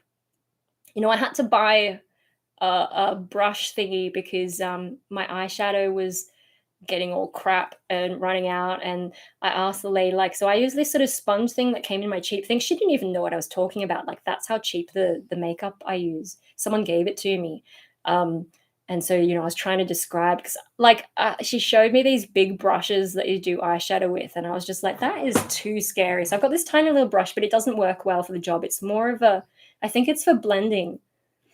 I don't know. I think I just need to go back to a chemist or something and buy like one of those cheap kids kits. But now I have this nice eyeshadow she sold me, and so I should use that. Maybe it'll work better with the brush if it's better quality. I don't know. I don't understand how makeup works. I feel like I need to go in there one day and just be like, hey, can you teach me makeup stuff? And like, I need to buy better eyeliner at some point, I think, though, because the cheap stuff that I'm using is really hard to, like, it doesn't always go on easily. And I just get frustrated putting it on. Anyway, can you imagine if I get right into the makeup? That'd freak me out a lot. Anyway, where was I up to in the comments? My friends had me go 13 and a half hours 2 weeks ago. Oh my god. Oh my god. I can't. No, I'm going to have to wrap it up soon so I can watch Heroes before I go to bed. Ever arm wrestle with your friends? No, maybe in school I might have, but no. And also, like, female, like, I wouldn't arm wrestle with male friends. Female and male biology is different. Like, unless I took steroids, I would never, like, even if I took steroids, I'd never really, and look how tiny I am. I would never have any muscles, so there's no point arm wrestling. And also, like, Wire in the Blood, very first episode of Wire in the Blood, that's where they have I shouldn't give it away, but there's a scene where the cop and the psychologist dude, they're talking about male and female strength, and that scene stuck in my head forever. Like, she's a fit cop and he's just sort of this sort of, like, not very active dude, and he still beats her in an arm wrestle. Like, there's just those biological things. So would I arm wrestle with a female? Probably not, because I did taekwondo in school and I'm just small. I have the physique more of a dancer, maybe. I did dance when I was young. Martial arts? No. The only time I ever won a tournament was because both the opponents I faced, they kicked me in the head, and we were at a level where that's an illegal hit, so they got disqualified. And I because they only had 2 rounds, like, each group was, like, each I don't know, like, each thing, it was only, like, you had 4 people. So then, one of them got disqualified. I move up to the next one, then they get disqualified, and I won, and I come home with gold. My school, someone told my school, I don't know who to this day, but my school misinterpreted what that meant. I won a tournament, they said, and I had my black belt, and so I got most improved for that year. And I also won Outstanding Sportswoman of the Year. I still have the trophy somewhere behind all this junk. Um, and that was the weirdest thing that ever happened to me because I am not a sporting champion. Why did I go on that rant? Arm wrestling. Wow. Yeah, way off topic there. But yeah, no, I am not a fighter like this physique. I would be better off, like, yes, I learned how to fight, but I would be better off fighting dirty. Eyes, nose, throat, and groin, foot. No, that's the one that we learned in self-defense. Although I'd probably be better off just like kicking them in the nuts and running away screaming. That would be my best option as a tiny female. Wow, I think my ad blocker. Oh, yeah, ad blocker. I mean, if you watch the ads on my channel, it gives me a few cents here and there. But really, if you wanted to support my channel, the best thing is Patreon because they take the least cut. You get all those extras.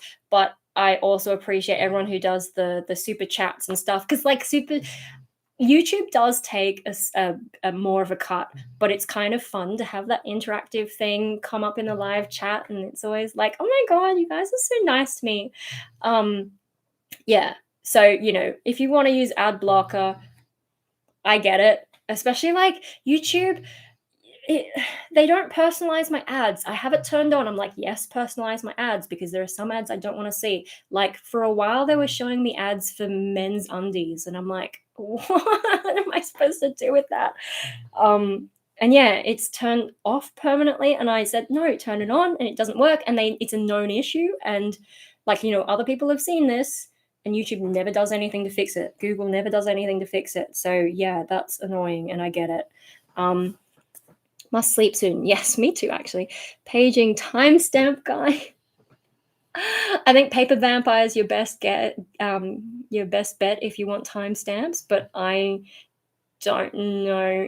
He has no idea that I'm live streaming right now. Super chat! Thank you. You guys are so nice to me. Yeah, super chat's fun, and you're on my Patreon as well. So yeah, thank you so much. Yeah. Oh, yeah. Money is something that, like, I get anxious about, even though, like, I'm living with my parents. But yeah, I guess it would be good if I could eventually, like, get to a point where I could just, like, do YouTube for a living or something. But, YouTube's always telling me I need to get focused. Like, you need to have a niche. And if you're going to do more than one thing in your channel, you should have secondary channels. And I'm like, why? All of this is me. Why would I start and oh, thank you. 666. This is to make up for using an ad blocker and happy holidays. Oh my god, thank you so much. 666. That's amazing. I didn't know that you could customize the amount though. I thought it was just going up in like 5s and 10s, but yeah, no, I guess now I know you can do that. 60. Although the interesting thing about 666 is I think biblically, like, it's meant to be the number of the devil, right? But I think biblically, originally the number was 616, but I forget the reason. I've never used Patreon ever. I'll check it out. Yeah, hang on, let me get the link. So with Patreon, like, I've just got it set up. There's my link. I've just got it set up as like there are no tiers. I've been thinking about tiers at some point, but it's just because I'm not consistent and I don't have like specific things that I'm sending out and all that. It just doesn't seem right. I mean, if I was going to do tiers, I could set up memberships on YouTube because I have access to that. I just, it's a lot. It's a lot of work to sort of set up, and then I feel bad if I'm not consistent enough for you guys. But yeah, so Patreon is just like there's no tiers. If you just like, I think the minimum is like $1, and then every month, I make sure I load something up every month. A lot of the time it's behind the scenes Punk Rave Australia stuff at the moment because I take a lot of photos, and it's like, well, I've already taken these photos. I'm a bit slow getting them up there, but I'm trying to get better at it. In the past, I've done like lots of, some of my art stuff, or like stuff that I can't upload publicly or publish publicly or whatever. It's chaotic. That's why it's just like, $1 a month and you get access to all the things. So that's what my patrons like. I know I should like they tell me I should make like introduction video, and I should also do like a promotion like, hey guys, join my Patreon. But I don't know. I'm burping as I talk now, I might. It just feels like, yeah, I don't know. It feels weird, and also because like I don't have any specific particular thing that I'm uploading. It's just things that happen to be going on. So yeah, it feels a bit weird to just go out and promote it at this point. Like maybe when I get myself more together, but I may never get myself together. So I got a bit distracted by the super chats. Oh my god, let me just figure out where I was up to. Timestamp guy. Do you still play electric violin, sing, and do other music? I still sing. I still practice, not as much as I should practice, especially because I can't find a band. I don't really play violin as much, although every now and then I grab it out and play around, and yeah, I can still play, but not a lot. And this past year, I've been really flat, so it's been hard. Fashion and gardening, how normie is singing too. Oh my god, I haven't uploaded on Facebook. Guys have seen photos of my garden, just growing cucumbers along with the bonsai. It's out of control. I don't know if I'll ever upload those videos because there's just too many to edit. It's going back to 2018 at this point. Here, do you buy your clothes? Where do you buy? Amazon Alien. Hot Topic's not in Australia. I did have some Hot Topic stuff from when I visited America a long time ago, but that stuff's long dead. No, most of my clothes are from Punk Rave Australia these days, so I don't know if you've seen the playlist. I do reviews for them, so they send me free stuff, and I review them, and that's what my wardrobe is, and it's out of control because they send me so much stuff. It's kind of amazing. And I don't have enough places to go in them at the moment. Yeah, otherwise, this is from the Australian Museum. Got it in 2014. That was when I was on one of those weird dating sites because I watched some TED talk that made it sound more fun than it was. And anyway, I met up with this guy who ended up trying to stalk me, but I turned up. We went to the T-Rex exhibition, and I turned up in my dragon onesie, and I had to read every single panel, which I think he was like, oh shit, what have I got myself into? But yeah, he was a really weird dude, and I bought this shirt, and I think he tried to buy it for me, but I felt weird about that. I think I told him I didn't want to go out as a date, but I'd go out with him just to hang out as a friend, and he still wanted to call it a date, and I just didn't want him paying for any of my stuff. I think he got upset because I didn't want to date him, and then was like, you should throw out the t-shirt and all that. And I'm like, I paid for it with my own money, bitch. Anyway, so most of my clothes these days are from Punk Rave Australia, at least my fun gothic clothes. I still keep some old tacky clothes just for relaxing, because, very easy to chill out in. And then I don't go out many places. And then if I'm doing creative stuff or bonsai, I don't want to get my good clothes wrecked. So yeah, I've got a lot of lazy clothes. And then I got some shirts from Tea Turtle. I might actually wear one of them to the Christmas party, the family Christmas party. There's some shirts that I haven't really had an opportunity to wear. I don't want to wear my good shirts because then I have to put them in the wash, and then they're going to deteriorate faster. So I'm trying to wear out my old shirts like this one.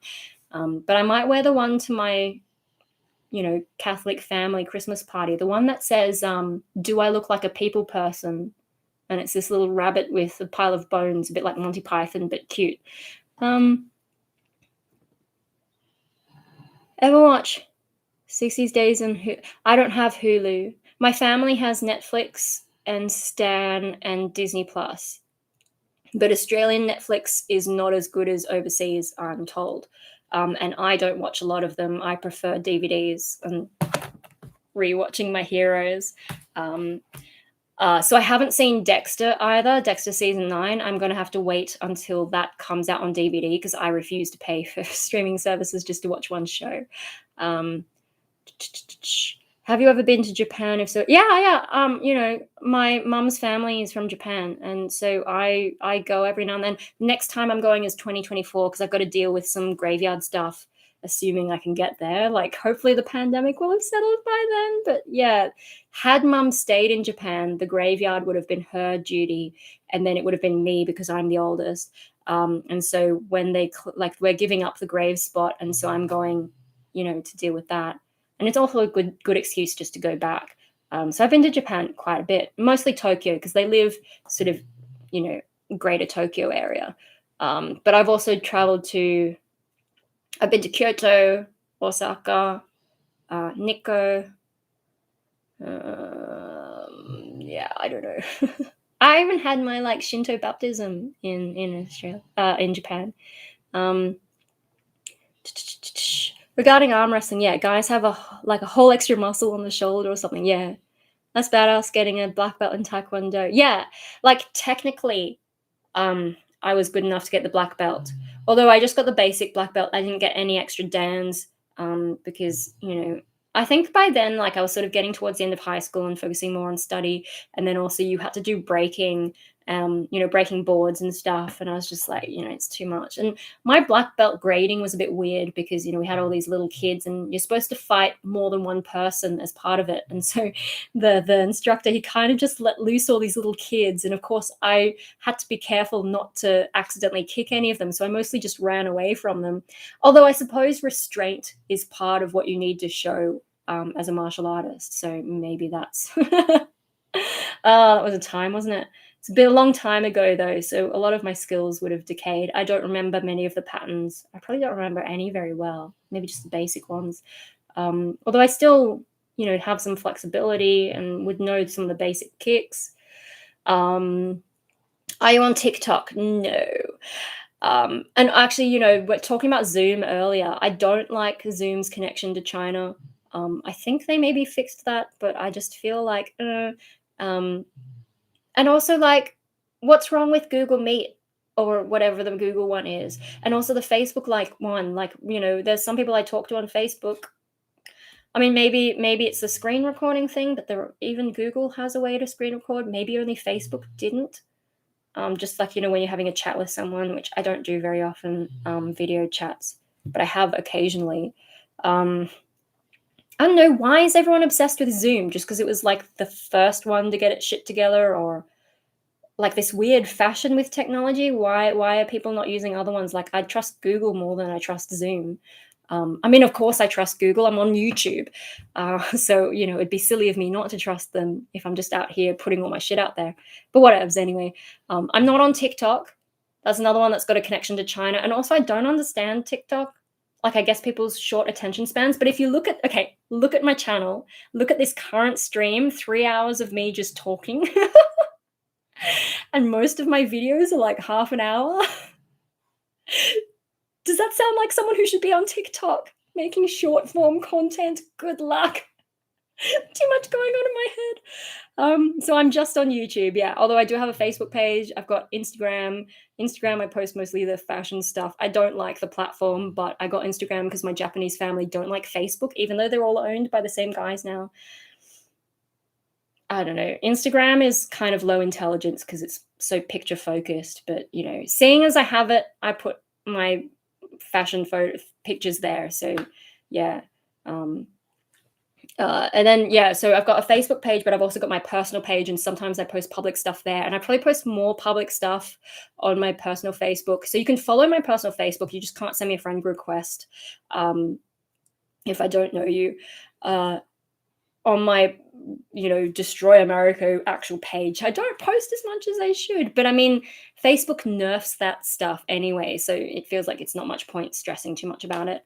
And then I've caught up to are you still interested in Taekwondo? Like, martial arts was okay, but I think it was not what I was expecting. See, there's a lot of things I've done in my life that were very influenced by the destroyer part of me. And that one, I think the original idea was I was attracted to the violence of martial arts, but it turns out to be very controlled. So it actually worked well for my regular self because it is very controlled. and there's patterns and there's the strict technique and all this kind of stuff.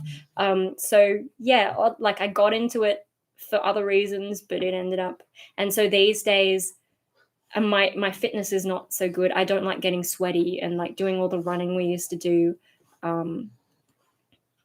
Yeah, and then I don't have the passion for it so much, and I really think my body is better suited to dance. It's just hard to find dance that I'm into, and also I think as I've gotten older, I've lost some of that dance movement ability. Like when I was doing Hello Scream, like I can see it. When we did some dance things, like it was harder for me to remember the moves. This is in 2019. We did a dance thing. Harder for me to remember the moves, and I feel like I didn't execute them as well as I wanted to. So like I have decent body control. Like I'm able to do things better than some other people pick up. Like in the dance class, I noticed there are some kids who just don't get it, and even some adults who just don't get it. But my body doesn't move in quite as refined a way as some of those other guys. Anyway, whatever. My body's more suited to dance. My body shape, the size of it, all that kind of stuff.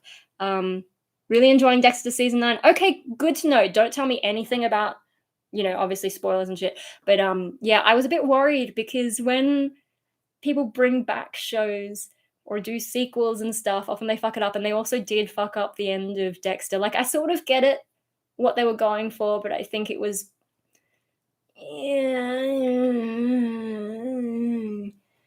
mean, I haven't even bought the 8th season of Dexter. I probably will have to just to complete my collection so I don't have a gap between 7 and 9. But yeah, no, I was really worried. So if you're enjoying Dexter season 9, that gives me a bit more faith. I think with Zoom, you can have a massive amount of people compared to Google Hangouts, but I'm not confident in that. Oh, but, why wouldn't I just stream? It would get chaotic, wouldn't it? I love Zoom because there's some awesome dance events on them. Oh, okay. It's what kept me sane during the pandemic. I still attend Zoom dance events. Yeah, I don't know. I think live streaming works for me because, like, see, I like just talking to the camera and having the text.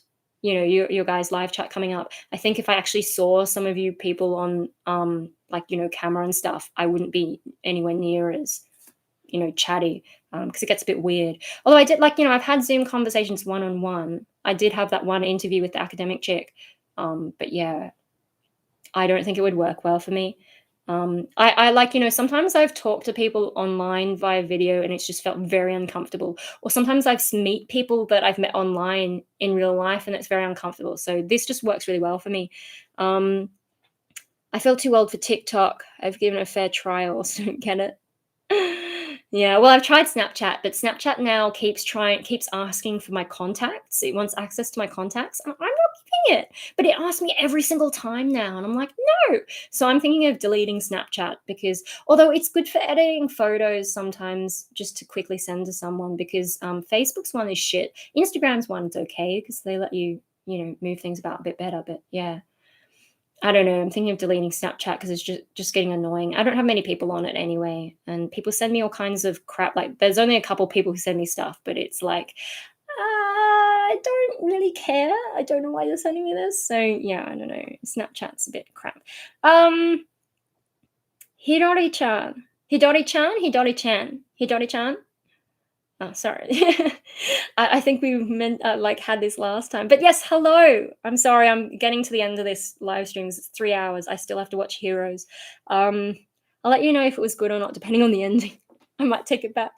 I'd be down for a group Google Hangouts or Facebook video chat. Yeah, no, see, I don't think, like, technologically, if I had to, I'd probably use Google or Facebook. But I don't have to, so I just prefer live streaming. Heroes, yeah, the writer's strike, yeah. In the middle, I think season 2 of Heroes is half a season, and I think that was when the writer's strike was, back when that was going on. I know Heroes came back after, so I got season 4, and then it ended, and then they brought it back, but I'm told that it's not good and not worth watching. And I finally caught up with all your comments. Oh, wow. I go on tangents so easily. Oh, my stomach is feeling a bit off. I wonder if I'm reacting to the citalopram. I'm actually feeling like kind of awful, and I don't know if it's because I've been talking for a lot or maybe, like, they did say it has lactose in it, but My lactose tolerance isn't that low. At least I don't think so. I've eaten a bit of cheese and been okay. Hmm. Might have to run to the bathroom, guys. So I'm gonna wrap it up. But last comment from me, my family on my dad's side from Okinawa. You haven't gone to Japan. Oh, I'm a failed Japanese. I also don't like sushi or raw fish. Yeah, I'm not. I eat more sushi than I used to, but my favorite sushi is tamago. So it's basically just sort of like egg omelette thingy on rice. So it's not really like raw fish. Used to be the only one I would eat. These days I try a bit more fish. Got a bit more adventurous after I came off citalopram the first time. Um, yeah, I don't know. Do you speak any Japanese? Because I struggle with speaking it. But oddly enough, like I look less Japanese than my brother. Not the disabled one, the other one. He looks more Japanese than me, but has less interest in the culture. I'm the one doing bonsai. I'm the one who tried to learn the most Japanese. We didn't learn Japanese as kids because my youngest brother's got intellectual disabilities, so speech pathologists or whatever decided too much to have two languages at home for his mental capacity, but we still sneak in some Japanese here and there. Lost had strike. I never watched Lost. It sounded weird. Barely only took it my freshman year of high school. Oh yeah, no, I got an app and learned a lot from that, and then was reading a book to get some of the grammar. On Instagram, I roughly translate my posts into Japanese just so my family overseas can read it. I know Instagram has its own translation thing, but I sort of do that. But I reinterpret a few things, and if I don't understand what Google Translate tells me, I just keep changing it until it's close enough. But I do understand because I know Google Translate isn't perfect. I don't want to say something I don't mean, so I use Google Translate, but I use it to find something I do understand before I post it up. Or if I'm really struggling, I'll go ask mum to check it. Does this say what I think it says? Yeah. But it's tough because, like, if you've grown up in an English speaking place and you're Japanese or half Japanese, yeah, it's tricky because it is a difficult language, and, the hierarchy of the language and all the little nuances. Yeah. Anyway, yeah, guys, I'm going to wrap it up because I can feel I'm feeling a little bit, although my stomach sort of now might have got a bit of a headache. Maybe it's just because I'm tired. So I'm gonna wrap it up. I'm gonna get ready for bed, and then I'll chuck on Heroes. And then once that ends, I will just tumble into bed. Although I'll probably still have to pee, but or I could save Heroes for tomorrow. But tomorrow's Christmas Eve, and then I have the Christmas family gathering, and I don't want to be too out of it. So yeah, I think I will watch tonight because otherwise I want to watch 2 episodes tomorrow. Good morning, Una. That makes me think of what is it? The Truman Show. Good afternoon, good evening, and good night. Good night, good night. Yeah, thank you everyone for joining me. I'm sorry I don't give warning, just like I am chaos. I'm glad you guys enjoyed it. Yeah, I am chaos. That's like who I am. That's why my channel is chaos. So yeah, I'm sorry I don't give warning for this stuff. I just thought, Festivus, I have a lot to update you, with all the medications, airing my grievances about Centrelink and just the world in general. There's so much more I could rant about, but yeah, I think 3 hours is a good run. Yeah, so have a happy Christmas, whatever holidays you celebrate, a Festivus for the rest of us. New Year, I don't know when my next video will be up. I don't know when I'll next be live streaming. If I do live stream, I'll try to give some kind of warning, but sometimes it's better to just jump on, and not think about it. So yeah, I think we had a good rant. Maybe under the influence of the medication, maybe just because, yeah. So I will see you guys when I see you. I was going to say happy Festivus. Yes, Festivus for the rest of us. I've aired my grievances. I'm considering this my feats of strength because, getting through medication is tricky for me and my body that doesn't want to cooperate. Yeah, stay safe and all that. Punch Perrottet in the face if you... No, don't do that. But, imagine punching him in the face. That little dweeb, he just annoys me. I can't be seen to incite violence, can I? But psychological, imagine violence. that's okay. We do it on fiction all the time, in video games, in writing stories. So yeah, we'll just imagine punching him in the face. And that is all I have to say, I think. No, it's not all I have to say, but I'm going. End stream. See you later, guys.